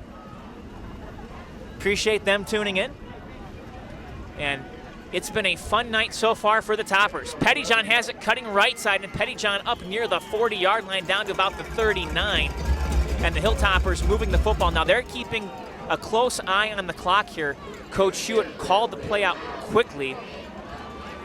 And we're going to see, they did this a couple weeks back where they were playing a hurry up. They're not quite in it now, but they did not huddle. They do have 1 timeout left still. Fetchick had a bad snap. Ball's on the ground, and I do not know who has it. I believe Tiffin does.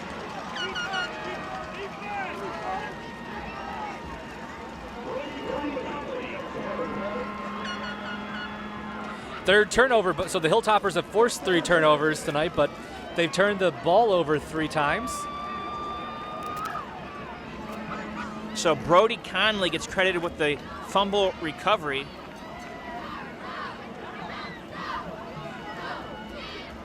Stops a promising Chardon drive.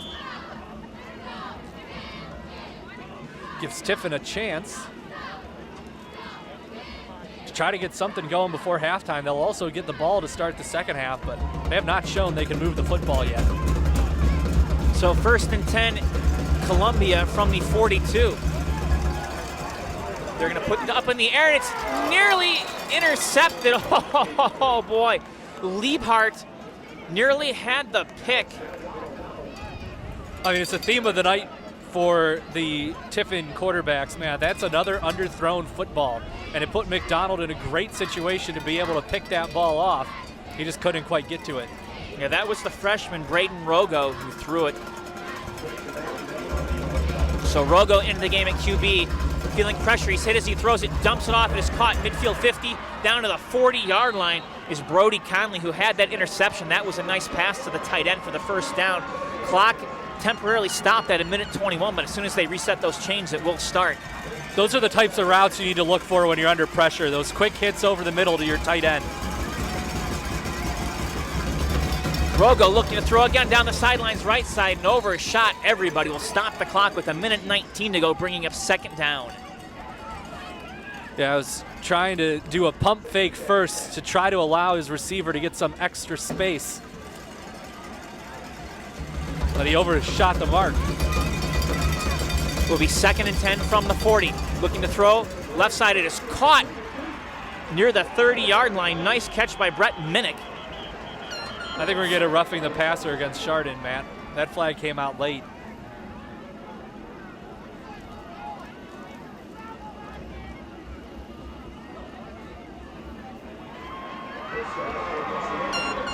Indeed, personal foul against the Hilltoppers, roughing the passer. Yeah, when you go down there in high school, if you make contact with the quarterback's head, you're going to get that personal foul penalty called on you. That's what happened, so. Really any level nowadays. Boy, Hilltoppers, this defense hangs its hat on not giving up points, and now they're in that position where they might just do so here with 1:06 left to go. 1st and 10 from the 15. Throw toward the end zone, it is incomplete. Boy, he got that out real quick, was looking for Maddox Simcoe. Good coverage down there by Barker.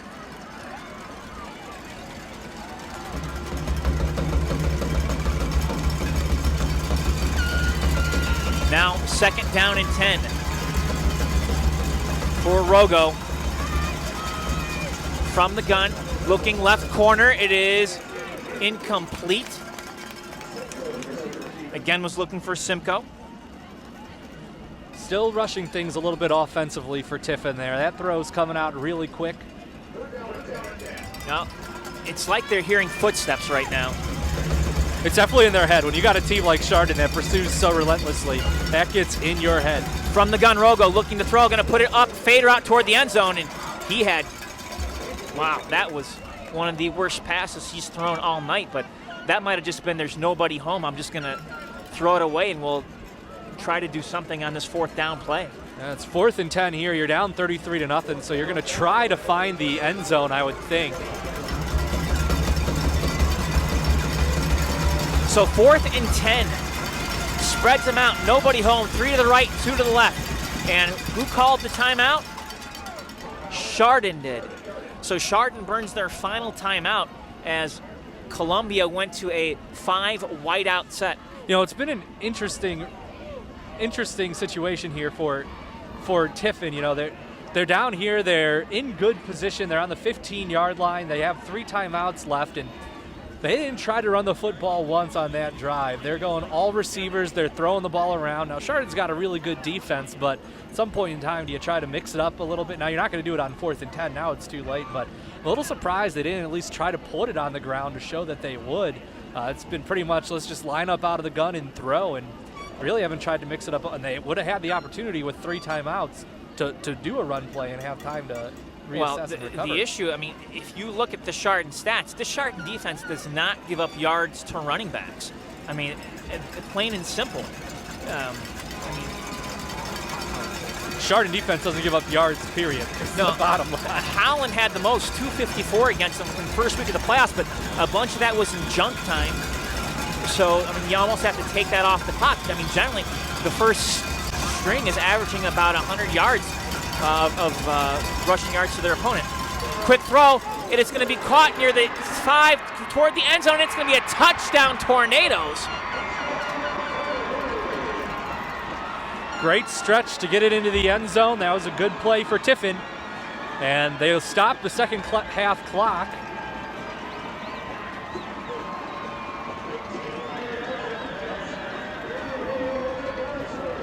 So it was the brother connection. Braden Rogo to his brother Bryce. They have a bunch of kids who have a 6 within their number, and I wasn't sure which one it was.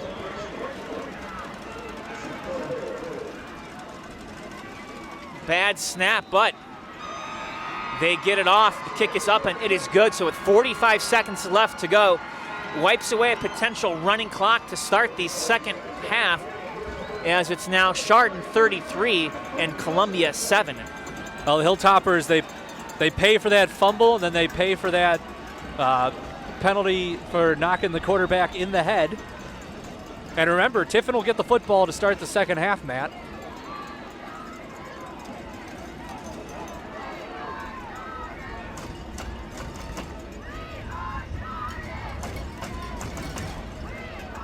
Well, if you're the Hilltoppers, now, especially from a defensive standpoint, you've got some things to talk about in the locker room come halftime. Yeah, you don't. The bottom line is, for the Chardon defense, you don't usually see penalties like the penalty you saw there. So yeah, they're going to talk about it at halftime, Matt. Guarantee you that. They're going to talk about it at halftime. They don't really need it, though, as you said. The kids on the Chardon defense pride themselves on not giving up points. They don't need too much of a talking to. They know. No, and you know, I hate to say it, it's almost like a disappointment. Oh, I can't believe it, a team scored, but it's not like the world's ending here because they are up 33-7 at this juncture. It's just they have set such a high standard is what it really has come down to. I don't think anyone at Chardon would complain about having to live up to that standard either. Barker on the return has some running room. Barker out to the 40, gets past a few people near the midfield mark.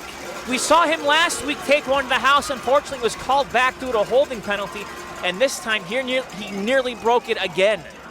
It gets you out to midfield there, so we'll see what the Hilltoppers do. They have 0 timeouts, so I wouldn't expect anything too crazy. I think if they get a big run here, great. If not, I think they'll take it to the locker room and get ready for the second half.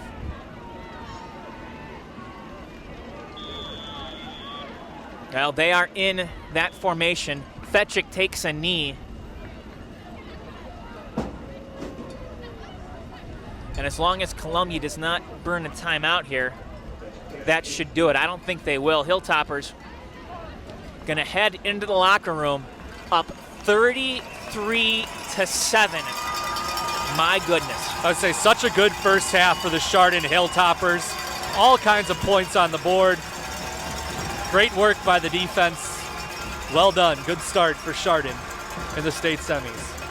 3 touchdowns from James Pettyjohn, 1 by Drew Fetchick.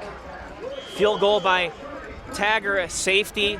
It's been a little bit of everything in this one, and the Hilltoppers are 1 half away from making some special things happen. Folks, it has been a pleasure calling these games this season, and we couldn't do it without all of our wonderful sponsors, including the Junction Auto family, the Chardon Smile Center, Precision Orthopedic Specialties, Hazen Contracting, Inc., asphalt paving and seal coating, Conic Law, the Preston Superstore, Burr Funeral Home and Cremation Service, Always Construction, and Sarzer Motors. And now we invite you To hear the fine sounds of the Hilltopper Marching Band, who was allowed to make the trek this year. First time they were on the bus and at a visiting stadium. So Hilltopper Marching Band, take it away.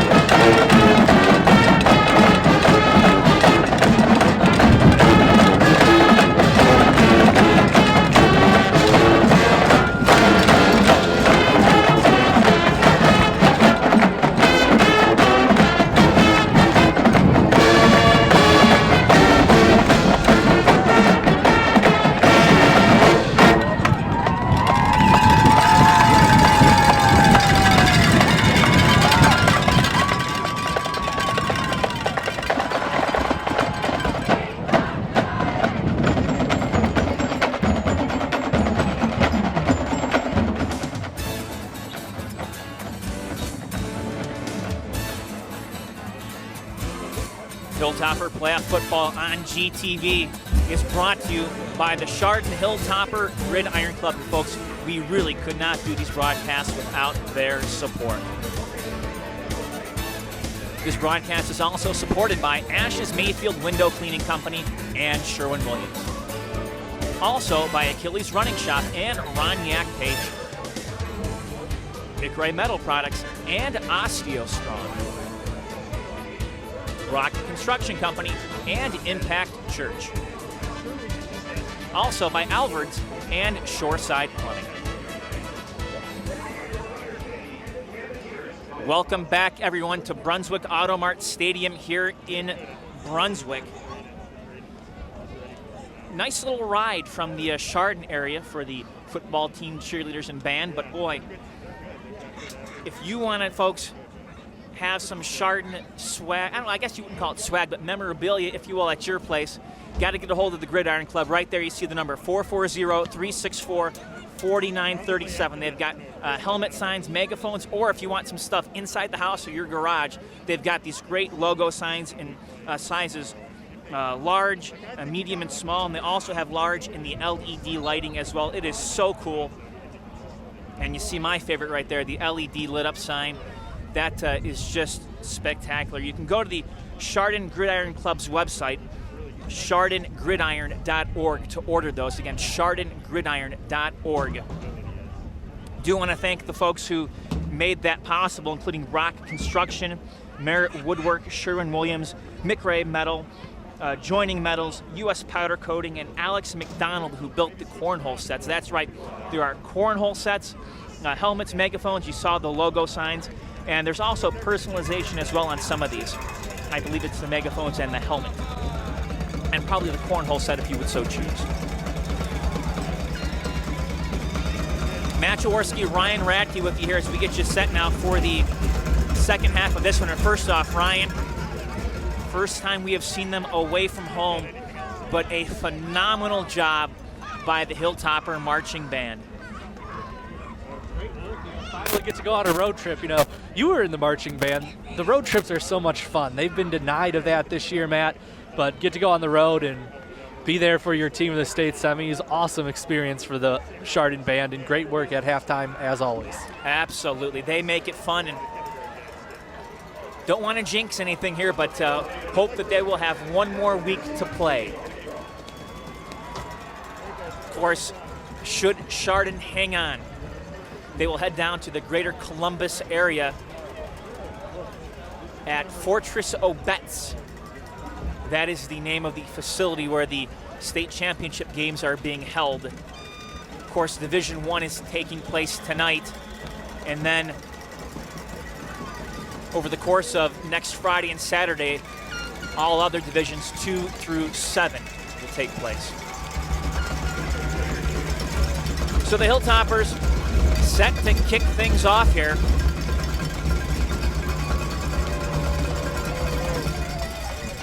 High kick, takes a topper bounce around the 10, picked up at the 5, and Harrison was met by a couple of Hilltoppers. Boy, they laid the pound right there. Christian Hall bringing the stop. Well, Matt, if Tiffin has a shot at all in this game, they have to score on this drive. With getting the ball to start the second half, it would give them 2 scores for 1. Or, 2 scores back-to-back here. So if they have a shot at all of coming back, you feel like Tiffin, it's a must-score drive for them here. Braden Rogo is the QB right now, so it's back to the freshman. He's going to hand it off, cutting around the corner, 20, and a nice little run by Jackson Harris on the end around to the receiver. Yeah, coming to the outside, a little bit of space opened up for him there. Good pickup to get things started. Nice stop by Tominski for the Hilltoppers.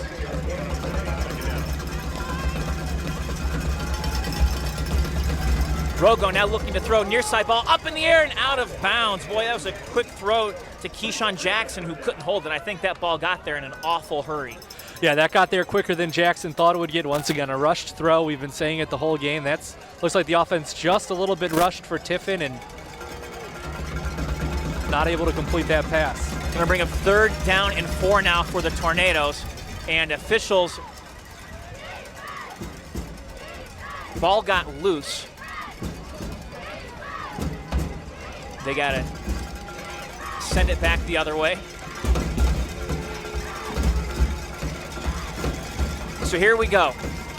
On 3rd and 4, Rogo looking to throw, stepping up in the pocket, being flushed out, running up the middle. He has the first down and then some across the 35, out near the 38. Now flags coming out, and this is not good for Chardon. No, this is going to be against Chardon.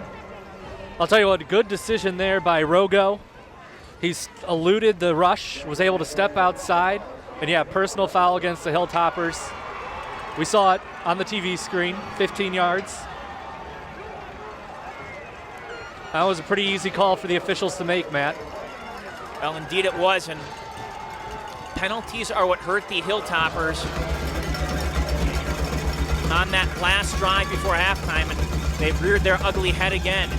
So it's 1st and 10 from the Chardon 48-yard line here. Rogo, quick throw near side. It is caught near the sideline, spinning around is Jackson and knocked out of bounds. Doyle in on that stop.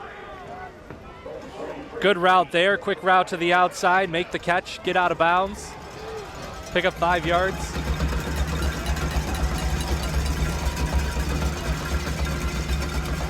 They'll go to the air again over the middle, incomplete. Boy, I thought Harris was gonna come down with that one. Harris had his hands on it. The ball was thrown a bit behind him that time, and he was reaching back, and it just went through his hands. Ball got there maybe half a second late, but still, if you ask Harris, that's a ball he had 2 hands on. That's a ball he feels like he should have caught. So 3rd down and 5 from the 43. Rogo, pressured, gets it off, was looking for Jackson and had no time, incomplete. Now, once again, you had Gardner coming in, providing the pressure, and you forced the quarterback to just get rid of the football early. Not time to let that play develop.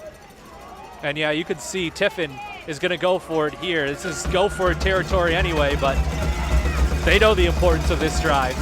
4th and 5 from the 43.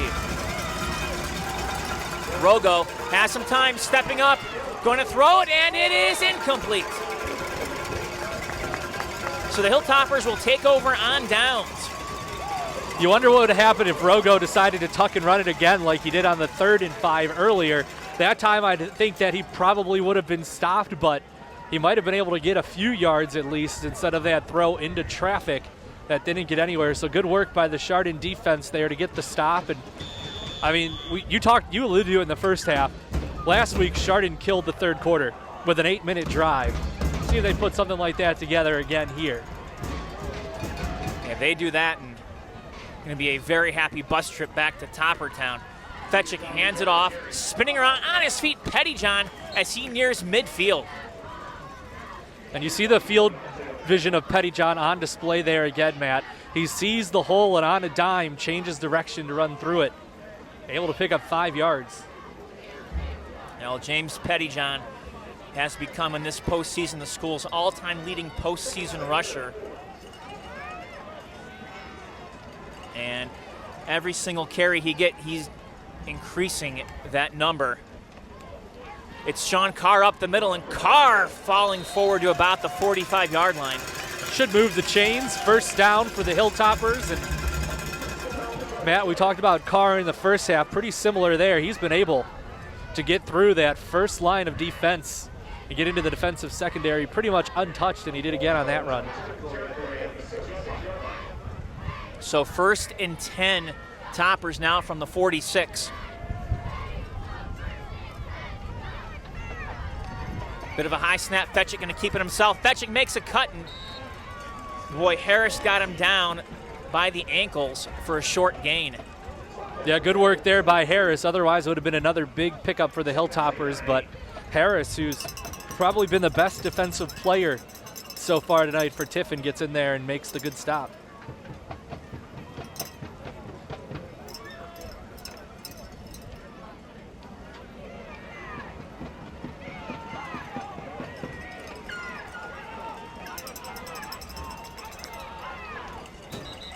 And this one going to be against Chardon too. Boy, a legal procedure call against the Hilltoppers, and we have been seeing a lot of that the last few weeks in the playoffs.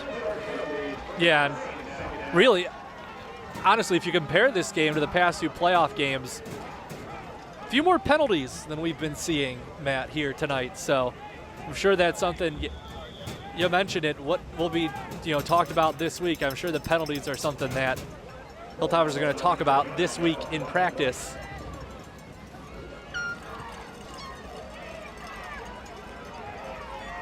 Got to give a shout out to Mark Purchase, who does stats. As Hilltoppers going to run the football again, and making up a big chunk of that yardage was Evan Ash. But at halftime, the Hilltoppers had 279 yards of rushing offense, 7 yards passing. Pettyjohn had 167 of those rushing yards. Excuse me, 164 of those rushing yards. We should also note, when we're talking about statistics, Matt, 100 total plays between the two teams in the first half of tonight's game. Just crazy. Pettyjohn again gets the call. Pettyjohn trying to bounce outside. Stopped shy of the yard marker, about 4 yards or so. I'd imagine the Hilltoppers are going to go for it here. And this is an opportunity for Tiffin to see if they can pin their ears back and get the stop, get their offense back out on the field. So here we go, 4th down and 3. Do the Hilltoppers have what it takes to get it? Fetching, hands it off to Carr, lowers his shoulder. Carr going ahead. Carr still on his feet. Carr across the 30, down to the 25, and that is some hard-nosed Hilltopper football. Carr just kept pushing. He had a little help from his friends. Everyone got behind him and kept pushing him, and Carr just keeps those legs rolling, keeps pushing that pile to pick up the first down. Well, it just shows you how badly the Hilltoppers want this game. They are not giving up. They realize that the next score, and they get that running clock again. And when they do, that means every single playoff game that they have played will have a running clock. I just want you folks to think about that, because that doesn't happen. Fetchick going to keep it himself. No, he's looking to throw. Now Fetchick's going to tuck it and run.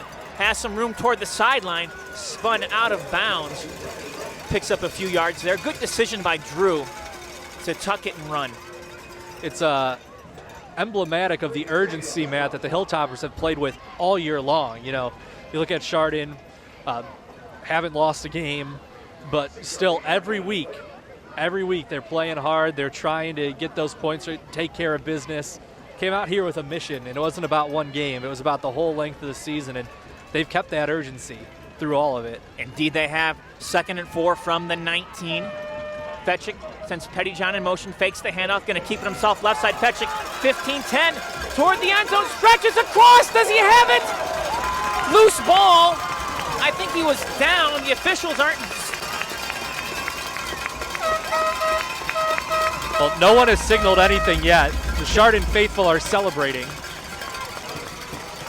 Does somebody want to do something down there? The band is playing. The band's playing. Well, apparently it's a touchdown. All right, they were in. I didn't see a signal. No, none of the officials picked up their hands, but I guess it's a touchdown. We'll take it. One of the more unusual touchdown calls we've had this year. Tagger attempting another PAT. And you know it, that one is good.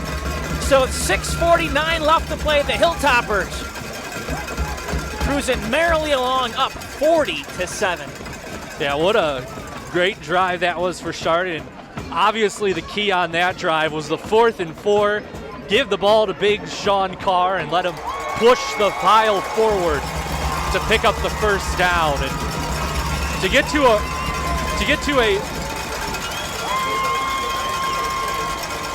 to a running clock, Matt, in the state semifinal game.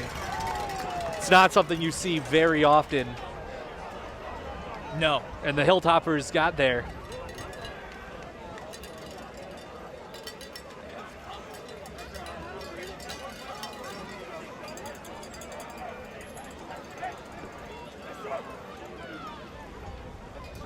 You talk about, though, the effort that this team puts in, and something that I think gets lost a lot is all the work that goes on in practice. And make no mistake about it, this team, they strive for perfection every single practice. And I can tell you, they're going to work harder this upcoming week than they have worked all season long, and potentially for some of these kids, it'll be the hardest that they've ever practiced in their entire lives this upcoming week. That ball will go in the end zone. It's going to be a touchback. You talk about practice, Matt. The best teams take practice extremely seriously. And to be as good as Chardon is in every aspect of the game, those kids are taking practice seriously every time they walk out there, and they have been their entire time in this program. And it is a testament to the coaching staff. It's a testament to these kids, but also their parents. Because if the parents did not believe in that work ethic, did not push their kids to have that kind of a work ethic, this wouldn't be possible. So thank you, parents. Pass toward the sideline, incomplete, nobody home. A throw we've seen from Tiffin tonight, just way off the mark. You know, the passing game for Tiffin, and they're a team that coming in on paper looked like they could sling the ball all over the field, but the passing game just has not been there against this Chardon defense tonight. No, the truth is they just have not played this elite of a defense tonight. They're looking to throw the ball left side. It is caught on his feet across the 25-30 and knocked out of bounds around the 35-yard line. Again, the brother tandem of Braden to Bryce on that reception. And now, I didn't have a chance to ask if they're twins, but I'm just going to give you these details here. Bryce Rogo, a freshman, 6'3", 172. Braden Rogo, a freshman, 6'3", 171. Well, if they're not cousins, they're probably twins. Yep. And they get him in the backfield. Rogo goes down. Pick your Hilltopper. Mendenzun was there. Slife was there. A couple other guys. Yeah. Boy, I'm gonna miss Miles when he graduates next year. Always a great guy to talk to. Of course, he's headed to Iowa State to play football.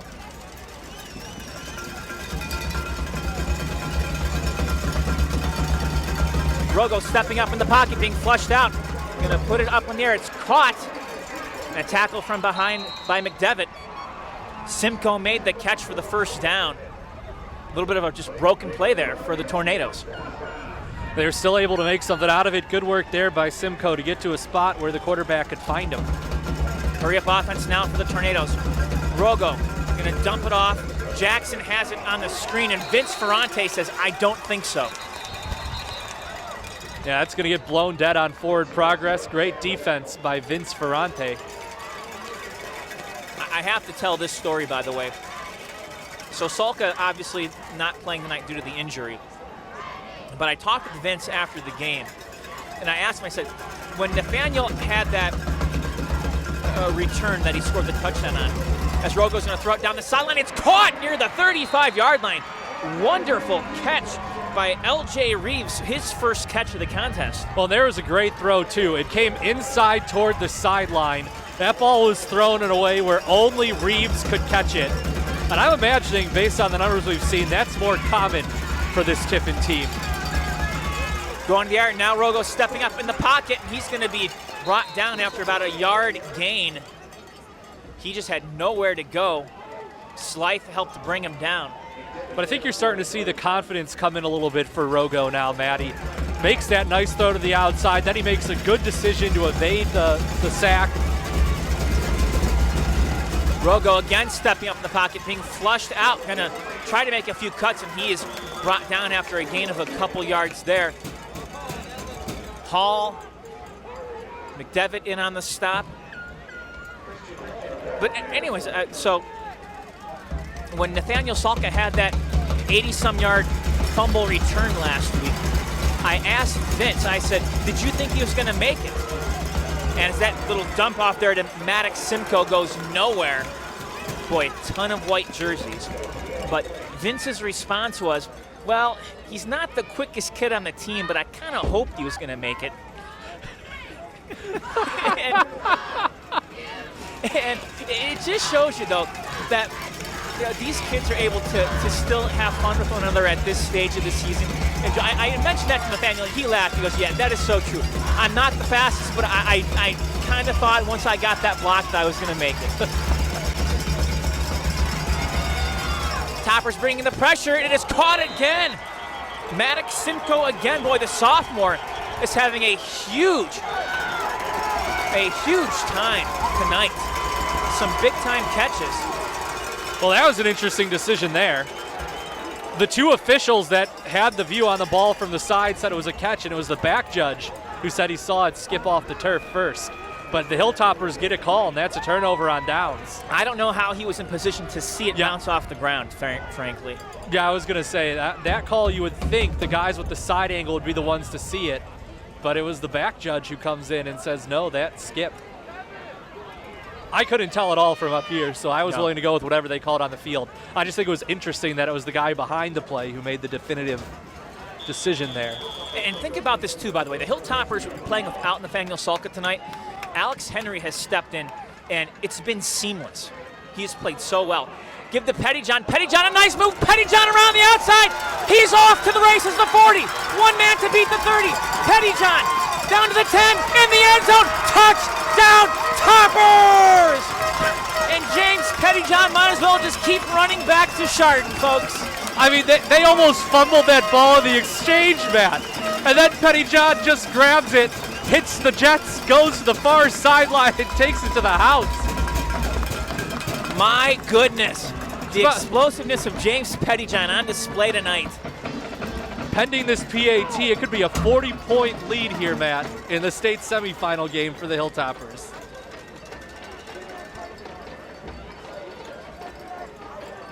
Chardon, I hope you are enjoying this.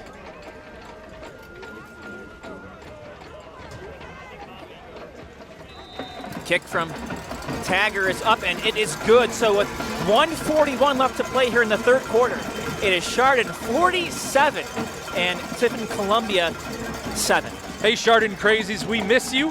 Hope you're having a safe Friday watching the game. Be smart, be safe. Let's keep this thing rolling. Tonight's game will be replayed Saturday on GTV channel 1025 at 6 and 9 p.m. And then Sunday will be replayed at 12, 3, 6, and 9 p.m. This will be a fun one to watch again and again and again. Yes, it will. And the Hilltoppers, well over 300 yards of rushing now in this contest. They have dominated on both sides of the ball. Now been a little bit of sloppy play at times from a turnover standpoint. But boy, they have just come out and dominated the Tornadoes. Absolutely, and it just started out the exact same way as they started out last week against Canfield. They came out and they hit hard and fast. Against Canfield, they scored on the second play of the game. Here tonight, they scored on the third play of the game. Punch them in the mouth right away, and neither one of the teams was able to recover after that. 68 yards on that touchdown run for Pettyjohn. So he has touchdown runs kind of 69 and 68. Jackson from the 3 across the 10. Jackson not much more after the 20. Now maybe up to the 25. Some nice second effort there by the young man.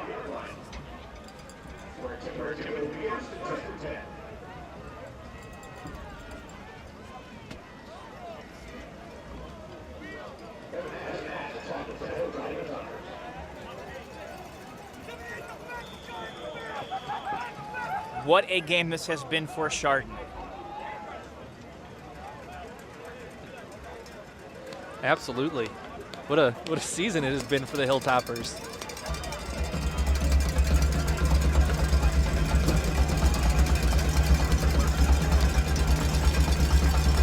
They're going to go to the air again. Pass is going nearly picked off.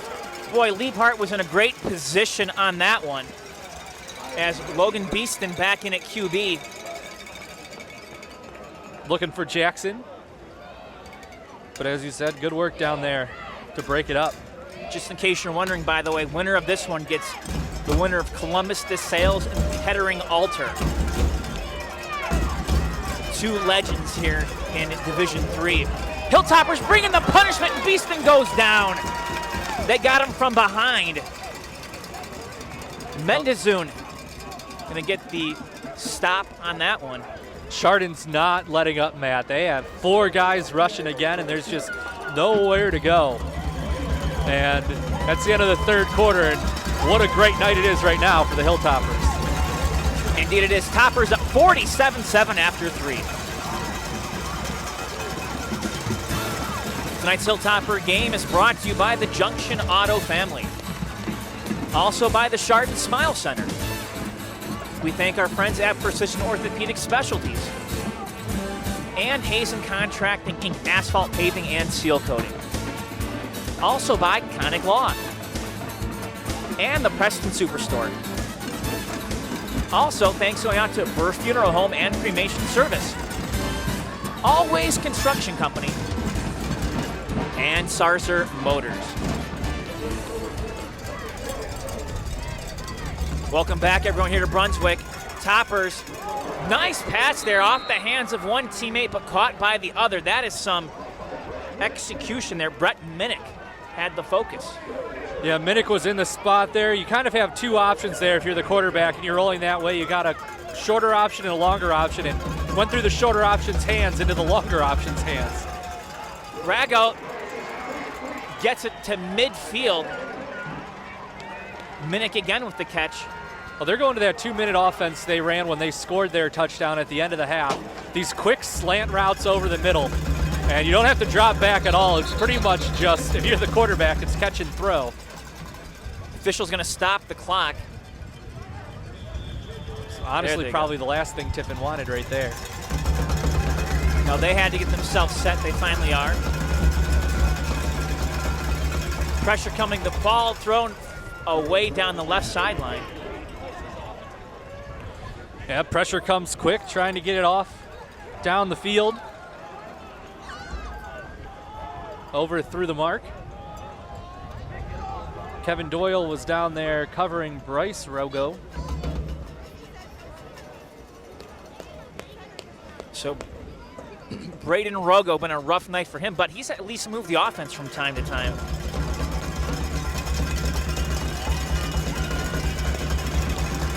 Now he's feeling pressure, and he's brought down. Gavin Slife.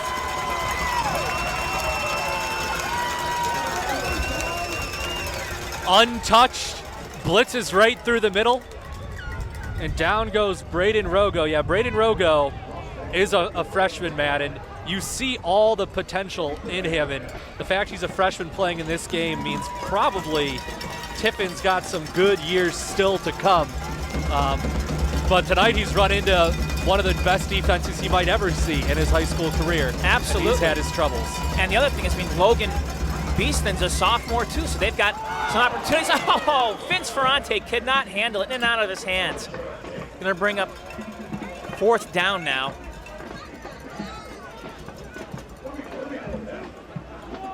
Down by 40, Tiffin's gonna bring the punt unit out on the field here. Brian, here's something, and I think it's safe to say we can start talking about this now with 9:30 or so to go here in this game, but the OHSAA came out earlier this week and announced the game times and dates for the state championship. As Cope is going to get a punt off, decent punt. They'll take a tornado bounce down inside the 20, but the Hilltoppers will have the primetime game on Saturday, November 21st. So they will be playing down just outside of Columbus at 7 p.m. So the question now is, you're used to playing on all Friday nights, except one game which was technically postponed to Saturday afternoon. How does a team like Chardon handle the extra day, plus all the other things that go into all the pomp and circumstance and all the preparation that goes with playing in the state title game? Well, the extra day is something really to think about in your preparation, but I kind of think the weird thing about playing on a Saturday night to a Friday is used to their team. It's Friday, I wake up, I go to school, now it's after school, now it's time to go get the equipment ready. Are we on the road? Am I getting on the bus? What am I doing? And now it's just Saturday, you wake up, and you know what I'm saying? So I don't know if maybe they'll get down there early on Friday night so the so the coaches can kind of be in charge of what the day Saturday looks like for the guys and how they handle that. But the one good thing for Chardon is I'll take that 7 o'clock Saturday than getting to play on Friday but having to do it at 11 in the morning.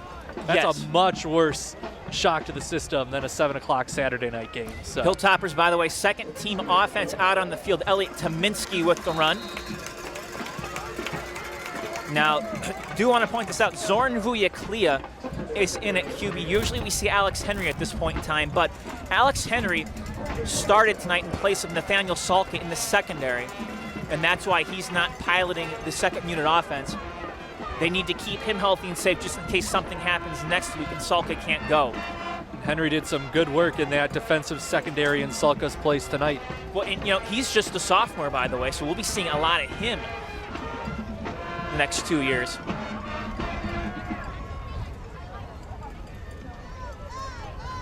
Vuyaklia going to keep it himself, making his way near the 30-yard line.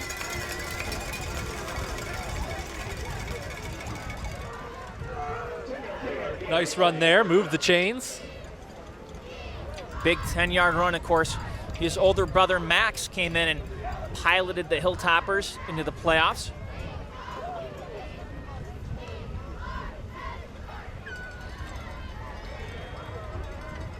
This Hilltopper team has been all business this year. They finally showed some emotion last week, their final home game at Chardon Memorial.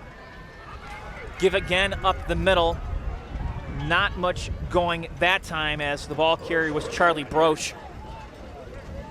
But certainly when you can raise a regional championship trophy in your home stadium, it's something that may never happen again, and it was great to see. Yeah, no one gets to do that in football in the OHSAA, and you got a chance to do it. And we talk about how business-like they've been about it this year, but I'm glad that those guys stopped to enjoy it that night at that moment in time.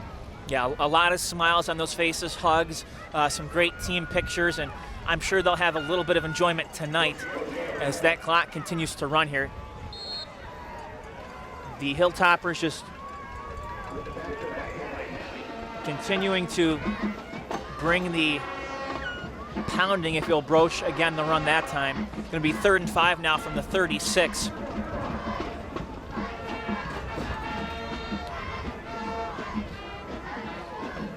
And of course, this upcoming week of practice, boy, against potentially two of the elite teams you're going to be facing, one of the two. It's either going to be Kettering Alter or Bishop Hartley, Kettering Alter or Columbus DeSales, I beg your pardon. Fake to Tominski. And as good as this game is, up 47-7, Matt, practice, 3 turnovers, there were some penalties. There's going to be some things to talk about and work on this week in practice. Absolutely. When you can face a team of the likes of either DeSales or Alter, again, elite programs who are routinely in the Final Four, battling one another to be in the state championship game. It's a two high pedigree of private school football programs. Toppers will rush it again on 4th down. It looks like they picked up the first down on the give to Tominski. They did. Nice run again by Elliott.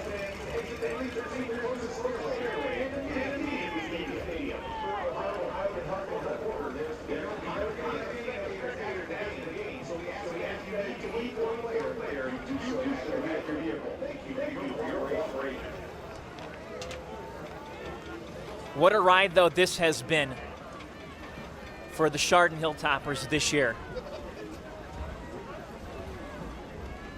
It's been a lot of fun to be a part of and watch down this playoff run. Vuyaklia going to run straight ahead himself up near midfield and very close to that first down marker. From the get-go, this team just demolished their opponents. No doubt about that. And I've been doing this now for about 13 years here on GTV, and I've just never seen a team with this kind of determination, but with this kind of speed, tenacity, football IQ. This, folks, is something very special, the likes of which not has been seen in Chardon since 1998 and 1994. I've seen a lot of playoff high school football, Matt. You don't often see teams dominate in a state semifinal. This is one of the most dominant football teams I have seen on both sides of the ball.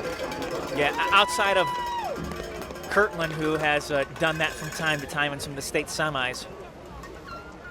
But it is just absolutely impressive, and just a shame we don't have those rights. We really wish that we did, but folks, I can tell you, it's been an absolute blast and an absolute honor covering this program. And I have never been more proud of the Chardon Hilltoppers and the effort that these kids, that these coaches have made.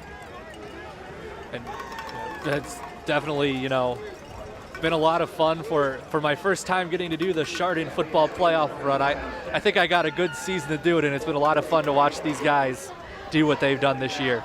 It is a once-in-a-generation team. And when you think about it, it's just because of all the basics that they do. Fundamentally, this football team, from a defensive standpoint, is nearly flawless. And the offense, they have run the wing tee to perfection, wing after week. You see it right there. Again, Tominski, the ball carrier, and Tominski picks up a few more yards. It's just, when you're around a special team, a team that can make it to a state championship, and a team that actually talks about winning it, it just takes things to a whole nother level. Man, early in the year, the talk was we want to win the title, we want to win the conference title. Then it was announced everyone's making the playoffs. Okay, that's great, but we want to go farther. We want to go at least back to the regional finals. Made it there, and then it was, business is not done. We want to go farther. When we heard guys talk about, and they openly talked about it, we want a ring, we want the state title. And that's been their motivation. How about that Gunther Kissel there making the stop? There you go. Waiting to call his name. One of the great sounding football names we've had this year on a roster, Gunther Kissel. Absolutely. So the Hilltoppers offense facing a 4th down and 5 from the 42. And folks, time is quickly running out here, but we want you to stick around because we will have a camera on the field, Vujiclia straight ahead, nothing going there. So clock will be temporarily stopped, but we will have footage down on the field, audio as well, of Mitch Hewitt's announcement to his team. And it's going to be very special because, of course, Mitch was part of that 1998 team that fell just shy of the school's 2nd state title. And I can tell you that we certainly wish the Hilltoppers nothing but the best, nothing but success. And if there's any, now we cannot cover the game, but we can cover particularly anything post-game, if you will. So we may have some footage for you from post-game, or maybe even if there's anything else that should happen in Chardon afterwards. Yeah, it'll be a lot of fun next. We can't call the game, but for me, the anticipation's already building to see what this team can do next week. Now, I can tell you, I'm going to be honored to be down there writing for the Maple Leaf that article. And here we go. The final seconds tick off the clock, and Chardon, enjoy it, because you are headed to the state title game.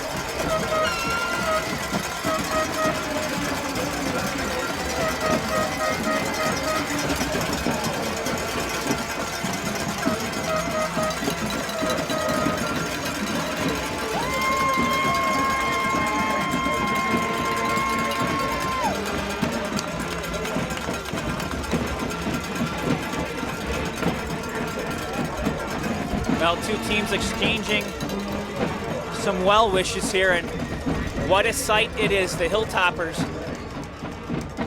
moving along in the state tournament, and they're going to soak this one in tonight. The nice thing too is they've got about an hour and a half bus ride back to Chardon, and they're going to be able to enjoy this tonight.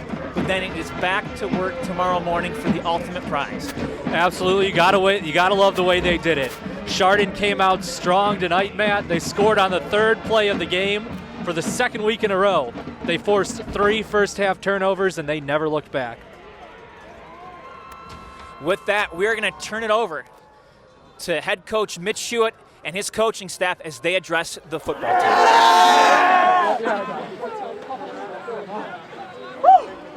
Coach. Hey, offensive line. Hey, we had some highs, we had some lows, but we stayed like this the entire time, fellas. That's what happens. Y'all played your asses off. Great work tonight. We got one more. Let's go get it. Hey, I just want to say thank you for getting us back here. It's been 22 years. He was a senior last time we did it.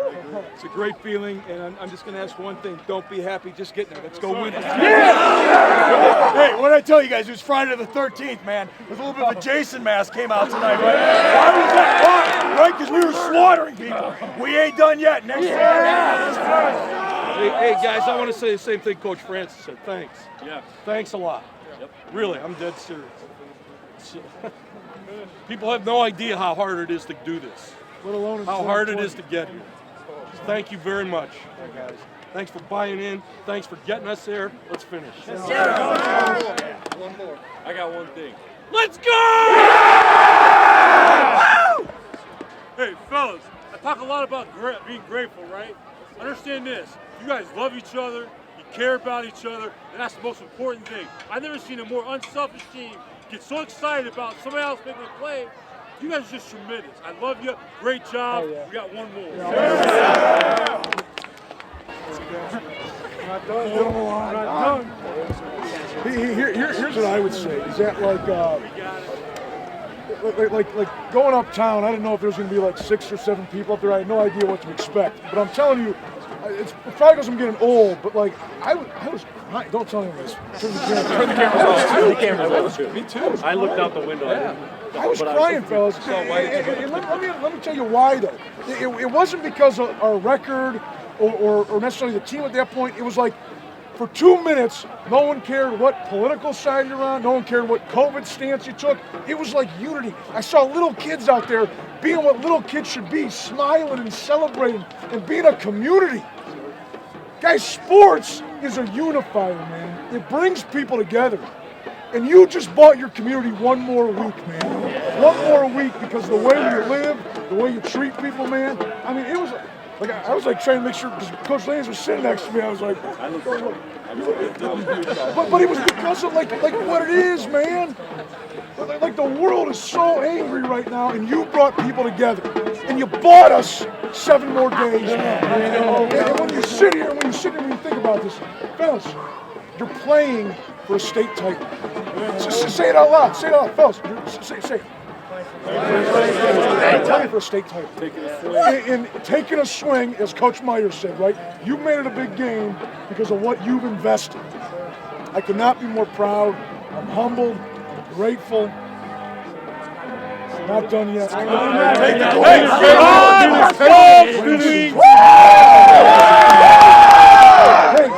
This could very easily be Defensive Player of the Year.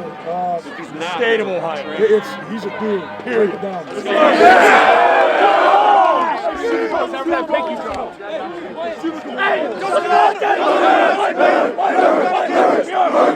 Go to the tower.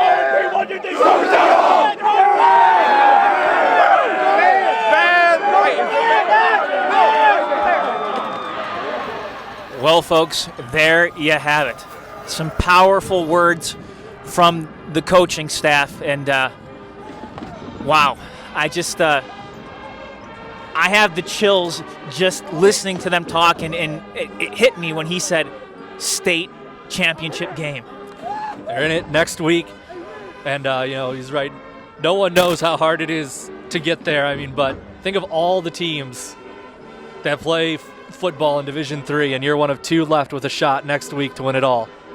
It's a pretty good run for the Hilltoppers. Absolutely. Hundreds of teams, more than 700 teams in the state of Ohio began the season with hopes of playing for the state title. And ultimately, when next week rolls around, because we're going to count out Division I, they're done tonight, there'll be 12 teams left vying for a title. And your Chardon Hilltoppers are one of them. It's going to be a good week of practice. It's going to take a lot of focus. Man, it's going to, folks, keep these kids healthy. stay home, don't do anything, because Chardon, it's all up to you as they try to produce some new signs in town that say state champion 2020. But it begins with a win tomorrow. We, of course, could not do this broadcast. We couldn't have done it all season without our tremendous sponsors. We want to thank the Junction Auto family, the Chardon Smile Center, Precision Orthopedic Specialties, Hazen Contracting, Inc., Asphalt Paving and Seal Coating, Conic Law, the Preston Superstore, Burr Funeral Home and Cremation Service, Always Construction, and Sarzer Motors. Special thanks going out to the Chardon Hilltopper Gridiron Club. It could not be possible without all their help and all their effort. And by Ash's Mayfield Window Cleaning Company, and Sherwin-Williams, Achilles Running Shop, and Roniak Paving. Thank you to McRae Metal Products and OsteoStrong. We also thank Brock Construction and Impact Church, and Shoreside Plumbing and Alvards for being a part of this broadcast. Ryan, 12 weeks of football, the Hilltoppers 11 wins, dominant performance tonight. Again, the defense was spectacular, giving up just the touchdown. The offensive line, we don't give those guys enough credit. They opened up the holes for James Pettyjohn tonight. Yeah, absolutely. They did some great work tonight, and it's a team effort. We talked about it with the execution on that offensive end and during the game, how seriously you can tell the guys take practice, because everyone, the linemen, if you're a split end out in front of a run, everyone knows who their assignment is, what they're supposed to do, and they just executed so well. And James Pettyjohn, really good runner, great field vision. He's really good at seeing where his guys are throwing those blocks and getting behind those blocks. Everyone works together as a team down there. Well, folks, it has been an absolute privilege and honor bringing you Hilltopper football this year here on GTV. Unfortunately, our ride in this storybook season comes to a close tonight.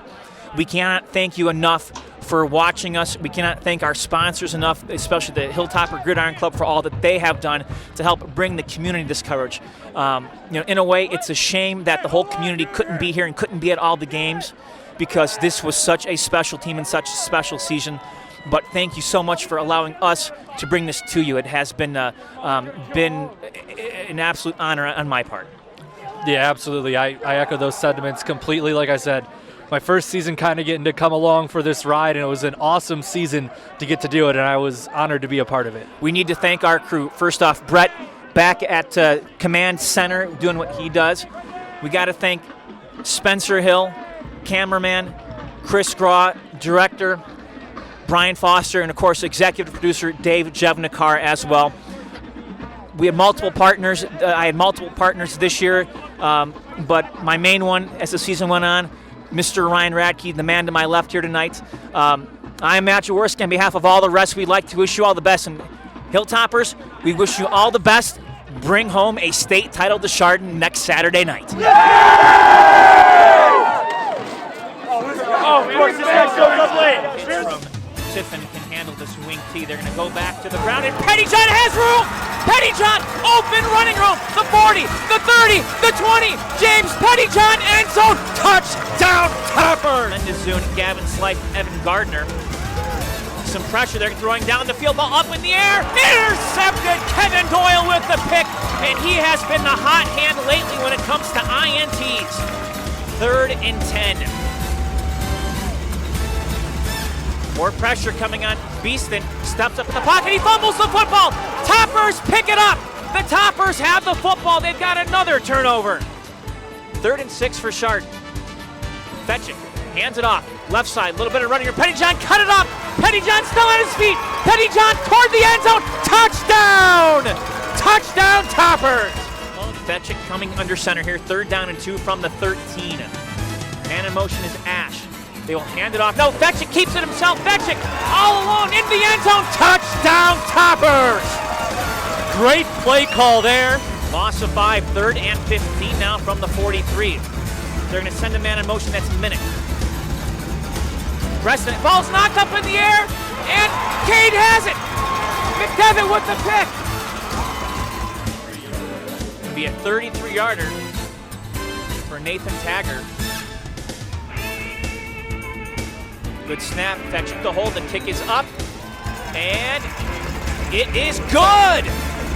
So with 11:11 to play here before halftime, Chardon extends its lead to 24-0. First and 10 from the 17, tight formation for the Toppers. Pettyjohn goes in motion, they hand it off to Carr, up the middle, Carr! Nice run down inside the 10, on his feet still, toward the end zone, and he is down at just shy. Oh my goodness, Sean Carr ran over a couple people. Third and goal from the 4. The give is to Pettyjohn in the end zone. Touchdown, James Pettyjohn. He has the hat trick here in the first half. String is averaging about 100 yards of rushing yards to their opponent. Quick throw. It is going to be caught near the 5 toward the end zone. It's going to be a touchdown, Tornadoes. Do the Hilltoppers have what it takes to get it? Fetching. Hands it off to Carr. Lowers his shoulder. Carr going ahead. Carr still on his feet. Carr across the 30. Down to the 25. And that is some hard-nosed Hilltopper football. Fetchik sends Pettyjohn in motion, fakes the handoff, going to keep it himself left side. Fetchik, 15-10, toward the end zone, stretches across. Does he have it? Loose ball. I think he was down. The officials aren't. Toppers bringing the pressure. It is caught again. Maddox Simcoe again. Boy, the sophomore is having a huge time tonight. Alex Henry has stepped in, and it's been seamless. He's played so well. Give to Pettyjohn. Pettyjohn, a nice move. Pettyjohn around the outside. He's off to the races, the 40. One man to beat the 30. Pettyjohn down to the 10, in the end zone. Touchdown, Toppers!